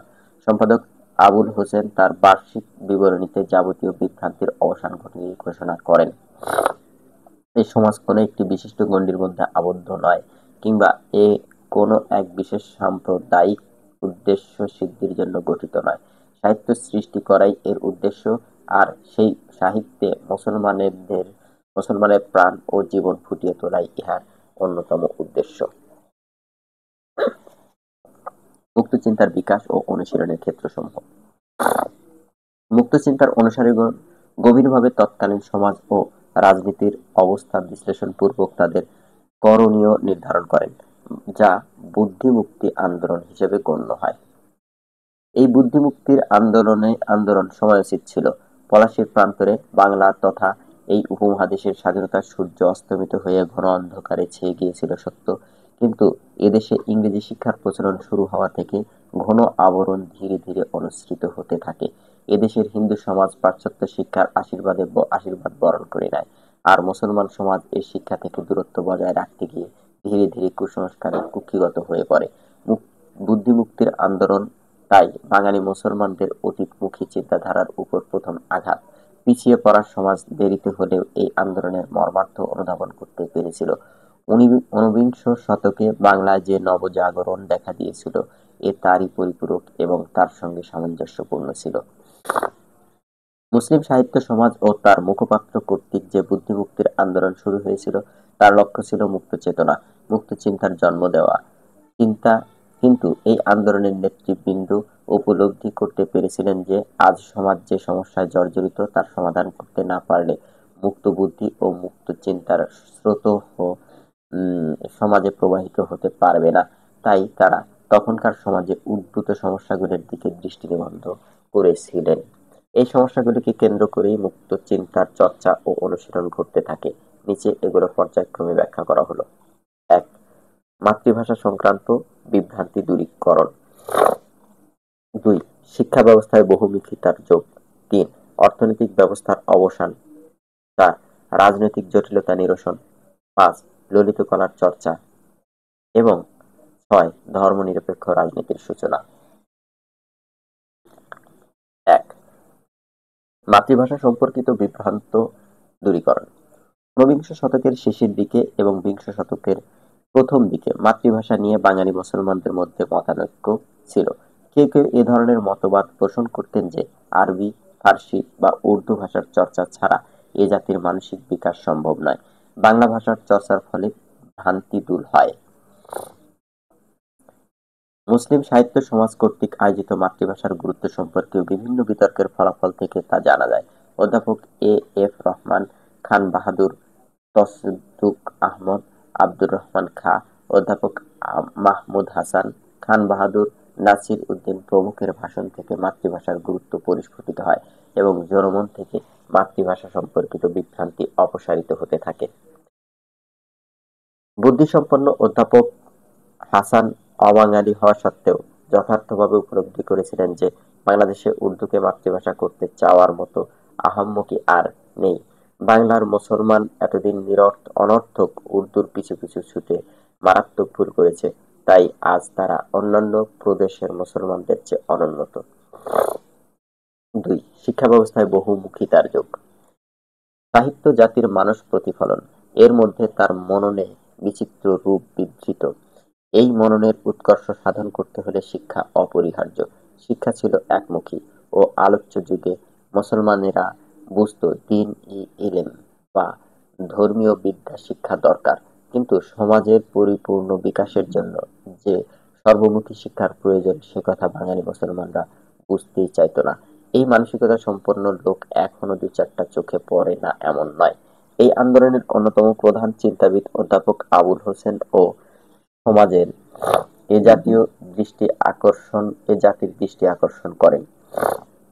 এদেশে আগত সুফি সাধকগণের বাণী তাখাল্লাকু বে আখলাকিল্লাহ, অর্থাৎ আল্লাহর গুণে ভূষিত হও। আল্লাহ যেমন অনন্ত গুণের অধিকারী, মানুষকে তেমনি অনন্ত গুণের অধিকারী হতে হবে। সমাজের প্রয়োজনে আমাদের ভেতর থেকে বিভিন্ন ক্ষেত্রে সমৃদ্ধির জন্য বিশেষজ্ঞ সৃষ্টি করতে হবে। সমাজের ভেতর থেকেই শক্তির উদ্বোধন করে সমাজের অগ্রগতি সাধন করতে হবে। একথা মুসলিম সাহিত্য সমাজের চিন্তাবিদগণ উপলব্ধি করেছিলেন যে প্রচলিত শিক্ষা একমুখী, তাকে বহুমুখী করা দরকার। শুধু তাই নয়, বৃহৎ ব্যক্তিত্ব সম্পন্ন মানুষ তৈরি করার জন্য তারা শিক্ষা ব্যবস্থাকে ঢেলে সাজানোর প্রয়াস পেয়েছিলেন। মোতাহার হোসেন চৌধুরী বলেন, শিক্ষার দুটি আদর্শ আছে, একটি প্রয়োজনের, অপরটি অপ্রয়োজনের। আমার মনে হয় প্রথম আদর্শটি সামনে রেখেই আমরা শিক্ষাক্ষেত্রে অবতীর্ণ হয়েছিলাম। তাই মহৎ ব্যক্তিত্ব সম্পন্ন চিন্তাশীল মানুষ আজ আমাদের সমাজে দেখতেই পাওয়া যায় না। এজন্য মুক্ত চিন্তার আলোকে শিক্ষায় বহুমুখী পথ নির্দেশনার কাজ করে যোগ হয় নতুন মাত্রা। ৩. আধুনিক অব্যবস্থা দূরীকরণ। ব্রিটিশ শাসনের ফলে মুসলমানরা রাজ্য হারিয়েছিলেন, ইংরেজি রাষ্ট্রভাষা হওয়ায় চাকরি হারিয়েছিলেন, চিরস্থায়ী বন্দোবস্তের ফলে তারা জমির মালিকানাও হারিয়েছিলেন। এভাবে তারা অর্থনৈতিক দিক থেকে সর্বস্বান্ত হয়ে পড়েছিলেন। এ অবস্থার সঙ্গে ইংরেজি শিক্ষা বর্জন মানসিকতা তাদেরকে 100 বছর পিছনের দিকে ঠেলে দিয়েছিল। মুসলিম সাহিত্য সমাজের চিন্তাবিদগণ তৎকালীন মুসলমান সমাজের অর্থনৈতিক সংকট সম্পর্কে সচেতন ছিলেন। এ সম্পর্কে অন্যতম বুদ্ধিবাদী চিন্তাবিদ মোতাহার হোসেন চৌধুরী, আর্থিক দুর্গতি দূর করতে হলে আজ আমাদের সত্যিকার সৃজনমূলক আন্দোলনে হাত দিতে হবে। গ্রামে গ্রামে শিল্প বাণিজ্য প্রতিষ্ঠা করতে হবে। তাদের জীবনের অলসতাকে দূর করে তাদেরকে কর্মী করে তুলতে হবে। এক কথায় তাদের অন্তরে জীবনের স্বাদ পৌঁছিয়ে দিয়ে তাদেরকে জগৎ ও জীবনের প্রতি শ্রদ্ধান্বিত করে তুলতে হবে। আজ আমাদের মনে রাখতে হবে, মুসলমানদের উন্নতি ইংরেজের নিকট পেশ অথবা হিন্দুর প্রতি ঈর্ষা পোষণের মধ্যে নেই।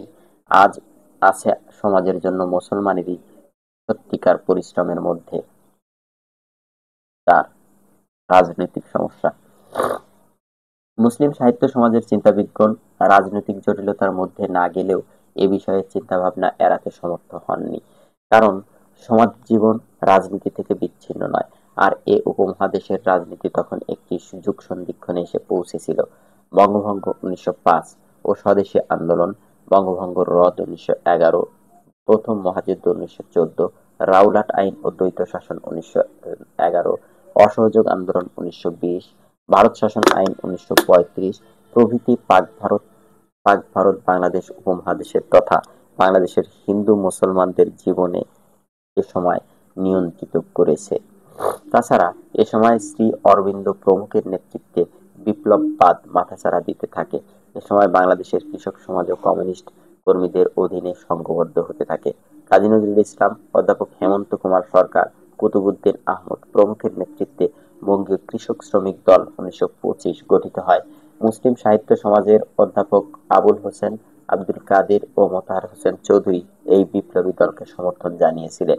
ফলে রাজনৈতিক জীবনেও একটা বিপ্লবী মাত্রা এনে দেয় মুক্ত বুদ্ধি, মুক্ত চিন্তার অনুসারীরা। ললিত কলার চর্চা। সঙ্গীত, চিত্রকলা, অভিনয় প্রভৃতি ললিত কলার চর্চার ক্ষেত্রে বাংলার মুসলমান সমাজের মধ্যে বেশ দ্বিধাদ্বন্দ্ব ছিল। আর এই দ্বিধাদ্বন্দ্বের কারণও ছিল দ্বিবিধ। 1. অস্থির রাজনৈতিক অবস্থা। 2. ধর্মীয় বিধিনিষেধ। মুসলমান গান গাইবে না, ছবি আঁকবে না, এক কথায় মনোরঞ্জনকর ললিত কলার কোনো সংস্রবই থাকবে না, এমন ধারণা পোষণ করা হতো। ললিত কলা সম্পর্কে মুসলিম সাহিত্য সমাজ তথা রক্ষণশীল দলের মধ্যে পত্রপত্রিকায় যেসব বিতর্কের অবতারণা হয়, শেষ পর্যন্ত বলিষ্ঠ লেখক আকরাম খাঁ সাহেব তার সমাধান দেন। তার ভাষায় সঙ্গীত মানুষের মনে সংকীর্ণতা দূর করে মনের উদারতা ও প্রসারতা বাড়ায়।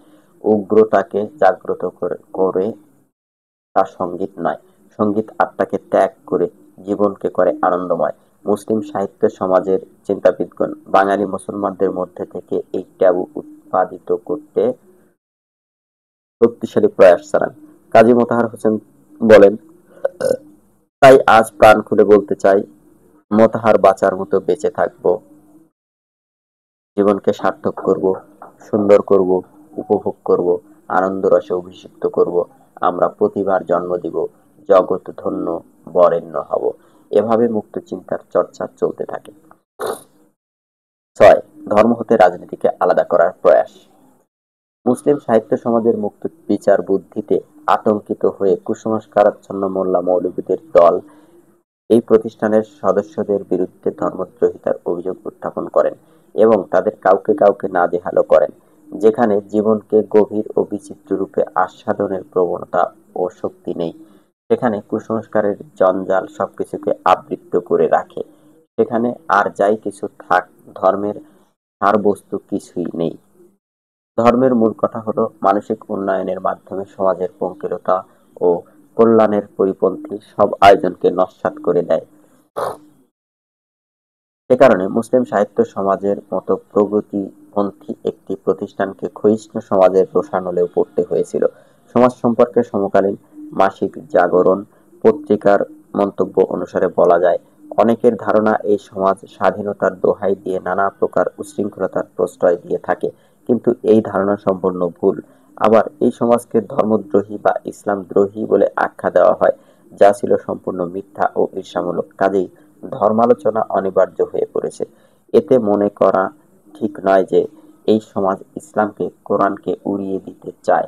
বিষয়টি এমন নয়, এবং এই সমাজ ইসলামের বিধিবিধান, কোরআন ও হাদিসকে বুদ্ধির আলোকে দেখতে চেয়েছে। আর এখানেই সমাজপন্থীদের সঙ্গে সুবিধাবাদীদের সংঘাত, যে সংঘাত থেকে জন্ম সন্ত্রাস, জঙ্গিবাদ, হিংসা বিদ্বেষের রাজনীতি ও সামাজিক বিশৃঙ্খলার নানা দিক। তাই মুক্তচিন্তার চর্চা ও অনুশীলনের মাধ্যমে ধর্মকে রাজনীতি থেকে আলাদাভাবে দেখার যে প্রয়াস, তা আজও অব্যাহত আছে এদেশের মানুষের মধ্যে। সব ধর্মের মানুষই যাতে স্বীয় ধর্ম পালনে সুষ্ঠু পরিবেশ পায় ও শান্তিপূর্ণভাবে সহাবস্থান করতে পারে, সেজন্য প্রয়োজন ধর্মীয় গোঁড়ামি মুক্ত একটি সমাজ, যা কেবল স্বাধীন চিন্তা ও মুক্ত বুদ্ধির চর্চাতেই গঠন করা সম্ভব। আর তাই ধর্মকে রাজনীতির হাতিয়ার না বানিয়ে তাকে আলাদা রাখাই শ্রেয়। পাঠোত্তর মূল্যায়ন ৭-৭। বহু নির্বাচনী প্রশ্ন ১। মুক্ত চিন্তা ও মুক্ত বুদ্ধি আন্দোলন বাঙালির দর্শনে কোন ধরনের আন্দোলন? ৪। বুদ্ধিবাদী ও মানবতাবাদী আন্দোলন। ২। মুসলিম সাহিত্য সমাজ কত সালে প্রতিষ্ঠিত হয়? ২. ১৯২৫ সালে। ৩. বিচার বুদ্ধিকে অন্ধ সংস্কার ও শাস্ত্রানুগত্য থেকে মুক্ত করাই ছিল যাদের প্রধান লক্ষ্য তারা হলো ৩ গ. বুদ্ধি মুক্তির আন্দোলনের প্রবর্তক। সংক্ষিপ্ত উত্তরমূলক প্রশ্ন ১. মুক্ত চিন্তা বলতে কি বোঝায়? ২. মুক্ত চিন্তার পটভূমি ব্যাখ্যা করুন। ৩. মুক্ত চিন্তা কিভাবে মুক্ত বুদ্ধির আন্দোলনে রূপ নেয়? তাদের প্রচেষ্টায়। রচনামূলক প্রশ্ন ১. মুক্ত চিন্তার পটভূমি ও বিকাশ সম্পর্কে আলোচনা করুন। ২. মুক্ত চিন্তার প্রবর্তক কারা? তাদের লক্ষ্য উদ্দেশ্য তুলে ধরুন। ৩. কোন কোন সামাজিক সমস্যা নিয়ে মুক্ত চিন্তার যাত্রা শুরু হয়, কিভাবে তার বিকাশ ঘটে আলোচনা করুন। পাঠ ৭-৮। নাগরিক মান উন্নয়ন এবং শিক্ষা। Standardisation, citizen and education. উদ্দেশ্য: এই পাঠ শেষে আপনি নাগরিক ও নাগরিকতার ধারণা ব্যাখ্যা করতে পারবেন, নাগরিকতার বৈশিষ্ট্য বর্ণনা করতে পারবেন, নাগরিকতার মান উন্নয়নে শিক্ষা ও প্রশিক্ষণের গুরুত্ব ব্যাখ্যা করতে পারবেন, শিক্ষার মাধ্যমে নাগরিকতা বিকাশের উপায় বর্ণনা করতে পারবেন। নাগরিক ও নাগরিকতার ধারণা। নাগরিক শব্দটির ইংরেজি প্রতিশব্দ সিটিজেন। এটি ল্যাটিন শব্দ সিভিটাস থেকে এসেছে, যার অর্থ people United in a city or community. অতএব ব্যুৎপত্তিগত অর্থে কোনো নগরের বা সমাজের অধিবাসীদেরকে নাগরিক বলে, যারা কিছু সুযোগ সুবিধা ভোগ করে এবং কিছু কর্তব্য পালন করে। বর্তমানে নাগরিক কথাটি ব্যাপক অর্থে ব্যবহৃত হয়, কারণ বর্তমানে রাষ্ট্রের সীমা অনেক বেড়েছে এবং এর ভিতর নগর ও গ্রাম দুই-ই আছে। তাই আধুনিক সংব্যাখ্যানে নাগরিক বলতে একটি রাষ্ট্রে স্থায়ীভাবে বসবাসকারী সকল ব্যক্তিকে বোঝায়। নাগরিকগণ রাষ্ট্রের প্রদত্ত সকল অধিকার ভোগ করে এবং বিনিময়ে রাষ্ট্রের আনুগত্য স্বীকার করে, আর রাষ্ট্রের কাছ থেকে নাগরিকের প্রাপ্য রাজনৈতিক অবস্থাটি হল নাগরিকতা। নাগরিকতার প্রধান বৈশিষ্ট্যগুলো নিম্নরূপ: ১. রাষ্ট্রের সদস্য হওয়া। ২. রাষ্ট্রের প্রতি আনুগত্য স্বীকার করা। ৩. সামাজিক ও রাজনৈতিক অধিকার ভোগ, নিরাপত্তা, স্বাধীনভাবে চলাফেরা ও চিন্তা করা। চলাফেরা ও সম্পত্তি, স্বাধীনভাবে কাজ করা, শিক্ষা, রাষ্ট্রের শাসন কাজে অংশগ্রহণ ইত্যাদি। 4. রাষ্ট্রের প্রতি কর্তব্য পালন করা, কর প্রদান, বিধিনিষেধ মেনে চলা, রাষ্ট্রীয় শাসন কার্যে সহায়তা করা এবং উৎপাদনে অংশগ্রহণ করা। দেখা যাচ্ছে নাগরিকতা কেবল একটি তাত্ত্বিক বিষয় নয়, বরং একটি সক্রিয় ধারণা, অ্যাক্টিভ কনসেপ্ট। এর সাথে সমাজ তথা রাষ্ট্রের কর্মকাণ্ডে সক্রিয় অংশগ্রহণের বিষয়টি জড়িত। নাগরিক হচ্ছে সেই ব্যক্তি যার জন্য জীবনের বিভিন্ন দিক সম্পর্কে জ্ঞান ধারণা অর্জনের পাশাপাশি নাগরিকের কল্যাণ সাধনের মনোভাব এবং জনকল্যাণে পরিচালিত কর্মকাণ্ডে অংশগ্রহণের প্রয়োজনীয় দক্ষতা রয়েছে। গণতান্ত্রিক সমাজ ব্যবস্থায় এ ধরনের নাগরিক গড়ে তোলা গণতন্ত্রের সফলতার অন্যতম পূর্ব শর্ত।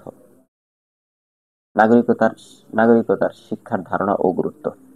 নাগরিকতার বৈশিষ্ট্য জন্মগতভাবে তৈরি হয় না, বরং গড়ে তুলতে হয়। প্রত্যেক মানুষের কিছু মৌলিক চাহিদা রয়েছে এবং জন্মের পর মানুষ প্রথমেই চায় এগুলোর পরিপূরণ। এসব চাহিদার সবগুলোই ব্যক্তিকেন্দ্রিক। শিক্ষার অন্যতম কাজ হলো ব্যক্তিকেন্দ্রিক এসব চাহিদা পূরণের সক্ষমতা তৈরির পাশাপাশি ব্যক্তিকে সমাজ কল্যাণের পথে পরিচালিত করা। এভাবে শিক্ষাকে নাগরিকতা প্রশিক্ষণের ক্ষেত্রে প্রয়োগ করা না গেলে সুনাগরিক গড়ে তোলা সম্ভব হবে না। আর নাগরিক যদি সুনাগরিক না হয়, তাহলে গণতন্ত্রের ভিত্তি ভেঙে পড়বে। নাগরিকের যথাযথ মান উন্নয়ন করতে হলে নাগরিকতার শিক্ষার কোনো বিকল্প নেই। নাগরিক শিক্ষা বলতে সেই শিক্ষাকে বোঝায় যা ব্যক্তিকে শিশুকাল থেকেই পরিচ্ছন্ন মনের অধিকারী আলোকিত নাগরিক হিসেবে গড়ে তোলার শিক্ষা দেয়, যারা সমাজের বা রাষ্ট্রের সিদ্ধান্ত গ্রহণ প্রক্রিয়ায় অংশগ্রহণের মাধ্যমে সমাজ ও রাষ্ট্রকে সপথে পরিচালিত হতে সক্রিয় ভূমিকা রাখে। এ অর্থে নাগরিকতার শিক্ষা দুটি সুনির্দিষ্ট বিষয়ে আলোকপাত করে। 1. মানবাধিকার, যা ব্যক্তি নৈতিকতা ও আইনের আওতায় ভোগ করে। 2. নাগরিক অধিকার, একটি রাষ্ট্রের সংবিধানে স্বীকৃত সিভিল ও রাজনৈতিক অধিকার। মানবাধিকার ও নাগরিক অধিকার পরস্পর নির্ভরশীল। মানবাধিকারে সকলের সমান অধিকার ও মর্যাদা স্বীকৃত, আর নাগরিকতার শিক্ষার মাধ্যমে অন্যতম লক্ষ্য হলো ব্যক্তিকে নাগরিকতা ও মানবাধিকার শিক্ষায় শিক্ষিত করার মাধ্যমে তার বিচার বিশ্লেষণ ও সূক্ষ্ম অনুভূতিমূলক দক্ষতার অনুশীলন করতে শেখানো, যার মাধ্যমে সে একক ও সমষ্টিগতভাবে তার সামাজিক ও রাষ্ট্রীয় দায়িত্ব পালনের মনোভাব ও দক্ষতা অর্জন করবে। সুনাগরিক হওয়ার জন্য যেসব মানসিক, সামাজিক ও নৈতিক গুণ থাকা দরকার, তা শিক্ষার মাধ্যম ছাড়া বিকাশ করা সম্ভব নয়। শিক্ষার ও একটি অন্যতম লক্ষ্য শিক্ষার্থীদের সতর্কতার সাথে নাগরিকতার শিক্ষা প্রদান করা। এজন্য প্রয়োজন আদর্শ শিক্ষা পরিকল্পনা, যাতে ব্যক্তি শিশুকাল থেকেই নাগরিকতার বৈশিষ্ট্য অর্জনে সক্ষম হয়। নাগরিকতা শিক্ষার মূল উদ্দেশ্য হবে মানবাধিকারের স্বীকৃতি, সামাজিক দায়িত্ববোধ ও নৈতিকতা, গণতন্ত্রে সরকারের সাথে রাষ্ট্রের সম্পর্ক এবং স্থানীয়, জাতীয় ও আন্তর্জাতিক প্রেক্ষাপটে নাগরিকদের দায়িত্ববোধ সৃষ্টি ও উন্নয়ন। নাগরিকতার বিকাশে শিক্ষামূলক প্রতিষ্ঠানের ভূমিকা। নাগরিকতার শিক্ষা বলতে কেবল নাগরিকদের শিক্ষাদান করাকেই বোঝায় না, সেই সাথে তাদের ভবিষ্যৎ পরিণত জীবন ও নাগরিকতার শিক্ষা প্রদান করাকেও বোঝায়। নাগরিকতার শিক্ষার প্রধান উদ্দেশ্য তিনটি, যথা: 1. বিভিন্ন প্রতিষ্ঠান ও নীতিমালা সম্পর্কে জানার মাধ্যমে ব্যক্তিকে নাগরিকতা এবং মানবাধিকার সম্পর্কে শেখানো। 2. যে কোনো কর্মকাণ্ডে ব্যক্তির বিচার করার সূক্ষ্ম ও যৌক্তিকভাবে চিন্তার ক্ষমতার বিকাশ সাধন। এবং 3. এককভাবে ও সমষ্টিগতভাবে সামাজিক দায়িত্ব পালনের মনোভাব সৃষ্টি। নাগরিকতার শিক্ষা বিশ্বের বিভিন্ন দেশের প্রাথমিক ও মাধ্যমিক শিক্ষাক্রমের একটি আবশ্যিক দিক। সাধারণত শিক্ষাক্রমের অন্তর্ভুক্ত সমাজ পাঠ বা সামাজিক বিজ্ঞান বিষয়ের মাধ্যমে নাগরিকতার বিভিন্ন দিকগুলো শেখানো হয়। এছাড়া অন্যান্য বিষয়ের পাঠেও নাগরিকতার ধারণাগুলো সমন্বয় করা হয়। বিষয়বস্তু হিসেবে সেখানে প্রধানত নাগরিকতার ধারণা মুখস্থ নির্ভর তথ্য জানানোর ও শেখানোর চেষ্টা করা হয়। শিক্ষণ শেখানো পদ্ধতি হিসেবে গৃহীত হয় বক্তৃতা, আলোচনা ইত্যাদি। সেক্ষেত্রে নাগরিকতার বৈশিষ্ট্য এবং গুণাবলীর বাস্তব প্রয়োগ বা অনুশীলনের সুযোগ খুবই সীমিত। নাগরিকতার ধারণা বর্তমানে একটি বৈশ্বিক বিষয়। মানবাধিকারের স্বীকৃতি হিসেবে বর্তমান বিশ্বে একটি জাতীয় সংস্কৃতির অন্তর্ভুক্ত বহুমুখী সংস্কৃতি ও অভিজ্ঞতার বিভিন্নতাকে যথাযথভাবে মূল্যায়ন করার বিষয়টি গুরুত্বপূর্ণ হয়ে দাঁড়িয়েছে। বাংলাদেশ সহ অনেক দেশের নাগরিকতায় শিক্ষায় এ দিকগুলো উপেক্ষিত হচ্ছে। বর্তমান বিশ্বের জ্ঞান বিজ্ঞানে ও প্রযুক্তি খাতের প্রভূত উন্নয়ন সক্রিয় নাগরিকতার ধারণায় গুরুত্ব দিচ্ছে। ফলে জাতীয় পর্যায়ে সুনাগরিক সৃষ্টির পাশাপাশি প্রতিযোগিতামূলক বিশ্ববাজারের সাথে খাপ খাওয়ানোর উপযোগী আন্তর্জাতিক মানসম্পন্ন নাগরিক তৈরির প্রয়োজন দেখা দিয়েছে। তাই প্রচলিত শিক্ষা ব্যবস্থায় বিদ্যমান নাগরিকতার শিক্ষার সংস্কারের মাধ্যমে আধুনিক, যুগোপযোগী, সক্রিয় ও বিশ্বমানের নাগরিকতার শিক্ষা জরুরি হয়ে পড়েছে। এই গুরুদায়িত্বটি পালনের প্রধান কর্ণধার হচ্ছে যেকোনো দেশের শিক্ষা প্রতিষ্ঠানগুলো। এক্ষেত্রে শিক্ষা প্রতিষ্ঠানগুলো নিম্নরূপ কাজ করতে পারে। যেমন: ১. যথাযথ জ্ঞান ও তথ্য পরিবেশন। শিক্ষা প্রতিষ্ঠানসমূহ আদর্শ নাগরিকের দায়িত্ব কর্তব্য সম্পর্কে যথাযথ জ্ঞান ও তথ্য পরিবেশনের ব্যবস্থা গ্রহণ করবে। ২. ব্যবহারিক শিক্ষার ব্যবস্থা। প্রচলিত পদ্ধতির মুখস্থ নির্ভর শিক্ষার পরিবর্তে কর্মনির্ভর পদ্ধতিতে নাগরিকতার শিক্ষা দিতে হবে। এজন্য শিক্ষা প্রতিষ্ঠানগুলোর অভ্যন্তরেই শিক্ষার্থীদের মধ্যে নাগরিকতার বিকাশে বিভিন্ন ধরনের অনুশীলন করাতে হবে। প্রতিষ্ঠানের নিয়মকানুন, পলিসি তৈরি ও সিদ্ধান্ত গ্রহণ প্রক্রিয়ায় অংশগ্রহণ, সহযোগিতামূলক ও উন্নয়নমূলক কার্যক্রমে অংশগ্রহণ ইত্যাদি কর্মকাণ্ড গ্রহণের মাধ্যমে তা করা যায়। ৩. বহুমুখী শিখন শেখানো পদ্ধতি। কেবলমাত্র বক্তৃতা ও আলোচনার পরিবর্তে শিক্ষার্থী নির্ভর বিভিন্ন অংশগ্রহণমূলক পদ্ধতি, ড্রয়িং, অভিনয়, দলগত কাজ, জোড়ায় কাজ ইত্যাদি ব্যবহার করে শেখাতে হবে। এ ধরনের শিক্ষার মাধ্যমে অর্জিত জ্ঞান অপেক্ষাকৃত টেকসই হয়ে থাকে। ৪. ক্রস সার্কুলার বিষয় হিসেবে বিবেচনা। কেবল পৌরনীতি বা সামাজিক বিজ্ঞান নয়, অন্যান্য শিক্ষাক্রমিক বিষয়ের মাধ্যমেও সুনাগরিকতার গুণাবলীগুলো অর্জন করাতে হবে। ৫. জাতীয় বনাম বৈশ্বিক নাগরিকতার শিক্ষা। বিশ্বায়নের এ যুগে মানুষের গতিশীলতা অনেক বৃদ্ধি পেয়েছে। ফলে একই দেশের মধ্যে সাংস্কৃতিক বিভিন্নতা পূর্বের তুলনায় অনেক বেশি।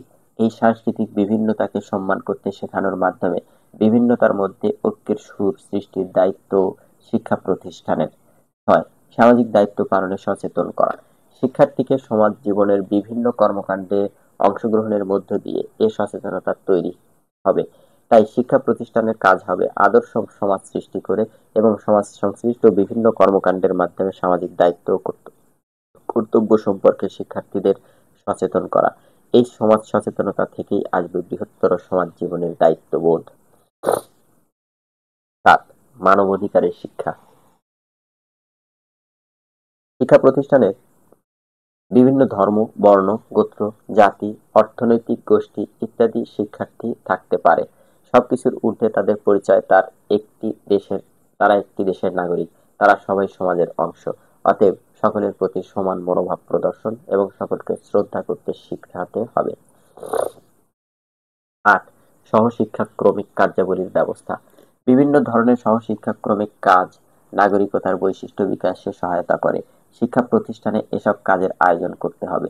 যেমন: বিএনসিসি, গার্লস গাইড, স্কাউট ইত্যাদি। নাগরিকতা শিক্ষার অংশ হিসেবে নাগরিকতা ক্লাব গঠন করেও নাগরিকতার বৈশিষ্ট্য অর্জনের চর্চা করা যায়। এসব কাজের মাধ্যমে শিক্ষার্থীরা গোষ্ঠী জীবনের বসবাসের উপযুক্ত প্রশিক্ষণ পায়। ৯. আধুনিক সমস্যা সম্পর্কে আলোচনা। শিক্ষা প্রতিষ্ঠানে বিভিন্ন সামাজিক সমস্যা সম্পর্কে আলোচনা সভা আয়োজন ও ভাবের আদান প্রদানের মাধ্যমে নাগরিকতার শিক্ষা দেওয়া হয়। গণতান্ত্রিক সমাজ ব্যবস্থায় ব্যক্তি যদি কোনো সমস্যা, সামাজিক, রাজনৈতিক, অর্থনৈতিক সমস্যা সম্পর্কে মতামত প্রকাশ করতে না পারে তাহলে নাগরিকতার বিকাশ হয় না। ১০. শিক্ষা প্রতিষ্ঠান ও সমাজের মধ্যে আন্তরিক সম্পর্ক সৃষ্টি। সুনাগরিকের প্রধান গুণ হল সমাজ জীবন সম্পর্কে পূর্ণ জ্ঞান। এই জ্ঞান অর্জন করতে হলে শিক্ষা প্রতিষ্ঠান ও সমাজের মধ্যে ঘনিষ্ঠ যোগাযোগ থাকতে হবে। তাই শিক্ষা প্রতিষ্ঠান তার শিক্ষার্থীদের সমাজ জীবনের সাথে পরিচিত হওয়ার সুযোগ তৈরি করবে। প্রয়োজনে শিক্ষা প্রতিষ্ঠানের নিজস্ব কর্মসূচিকে সামাজিক চাহিদা অনুযায়ী পুনর্বিন্যাস ও সুসংগঠিত করতে হবে। ১১. শিক্ষা প্রতিষ্ঠানের গণতান্ত্রিক সংস্কৃতি তৈরি। শিক্ষা প্রতিষ্ঠানে গণতান্ত্রিক পরিবেশ না থাকলে শিক্ষার্থীরা মত প্রকাশে ব্যর্থ হয়, ফলে তার নাগরিকতার শিক্ষায় আগ্রহ হারিয়ে ফেলে। শিক্ষা প্রতিষ্ঠানের গভর্নিং বডি সহ বিভিন্ন কমিটিতে শিক্ষার্থীদের অংশগ্রহণের সুযোগ থাকতে হবে এবং সিদ্ধান্ত গ্রহণে তাদের মতামত নিতে হবে ও মুক্ত নির্বাচনের মাধ্যমে এসব বডিতে শিক্ষার্থীদের প্রতিনিধি নির্বাচনের সুযোগ থাকতে হবে। ১২. সকল নাগরিকের প্রতি সমান দৃষ্টিভঙ্গি তৈরি। বর্তমান বিশ্বে বিভিন্ন কারণে স্থানান্তরের হার বেড়েছে, ফলে এক দেশের নাগরিক অন্য দেশের নাগরিকত্ব পাচ্ছে, কিন্তু অনেক ক্ষেত্রে জন্মসূত্রের নাগরিকত্ব ও অর্জিত নাগরিকত্বের প্রতি দৃষ্টিভঙ্গিগত পার্থক্যের কারণে সমাজে নানা ধরনের সমস্যার সৃষ্টি হয়। শিক্ষা প্রতিষ্ঠানের দায়িত্ব হলো সকল নাগরিকের প্রতি সমদৃষ্টিভঙ্গি ও সমান সুযোগ তৈরিতে কাজ করা। শিক্ষাকে নাগরিকতার প্রশিক্ষণের কাজে নিয়োজিত করতে হলে শিক্ষা প্রতিষ্ঠানগুলোকে উপরিউক্ত দায়িত্বগুলো পালন করতে হবে। প্রয়োজনে শিক্ষা প্রতিষ্ঠানের কর্মসূচিতে পরিবর্তন রাখতে হবে। এসব কিছুর সার্থকতার মূলে রয়েছেন শিক্ষক। তিনি নিজে যদি আদর্শ নাগরিক না হন, তাহলে তার শিক্ষার মাধ্যমে আদর্শ নাগরিক গড়ে তোলা সম্ভব নয়। পাঠোত্তর মূল্যায়ন ৭-৮ বহু নির্বাচনী প্রশ্ন ১। নাগরিকতার বৈশিষ্ট্য কোনটি? ১ ক রাষ্ট্রের প্রতি আনুগত্য। ২. নাগরিকতার শিক্ষার একটি মূল উদ্দেশ্য হচ্ছে ২ ক সামাজিক দায়িত্ববোধ ও মানবাধিকার সম্পর্কে সচেতন করা। ৩. নাগরিকদের মানবাধিকারের শিক্ষায় শিক্ষিত করতে কোনটি অধিকতর সহায়ক? ৩ ঘ সকলের প্রতি সমান মনোভাব ও শ্রদ্ধা প্রদর্শনের শিক্ষা। সংক্ষিপ্ত উত্তরমূলক প্রশ্ন। ১. নাগরিক ও নাগরিকতা বলতে কি বোঝায়? ২. আধুনিক রাষ্ট্রে কাদেরকে নাগরিক বলা হয়? ৩. বর্তমানে কিভাবে নাগরিকতার শিক্ষা দেওয়া হয়? ৪. নাগরিকতার শিক্ষায় কি ধরনের পরিবর্তন আনা প্রয়োজন? ৫. নাগরিকতার বিকাশে শিক্ষা প্রতিষ্ঠানের কি ধরনের সহশিক্ষা ক্রমিক কাজের ব্যবস্থা করা যায়? রচনামূলক প্রশ্ন। ১. নাগরিকতায় শিক্ষা কাকে বলে? এর গুরুত্ব ব্যাখ্যা করুন। ২. নাগরিকতার শিক্ষার উদ্দেশ্য কি? এর বিকাশে শিক্ষা প্রতিষ্ঠানের ভূমিকা ব্যাখ্যা করুন। ৩. নাগরিকতার যথাযথ নাগরিকতার শিক্ষায় শিক্ষিত করার এবং শিক্ষা প্রতিষ্ঠান কি ধরনের কর্মকাণ্ড আয়োজন করতে পারে?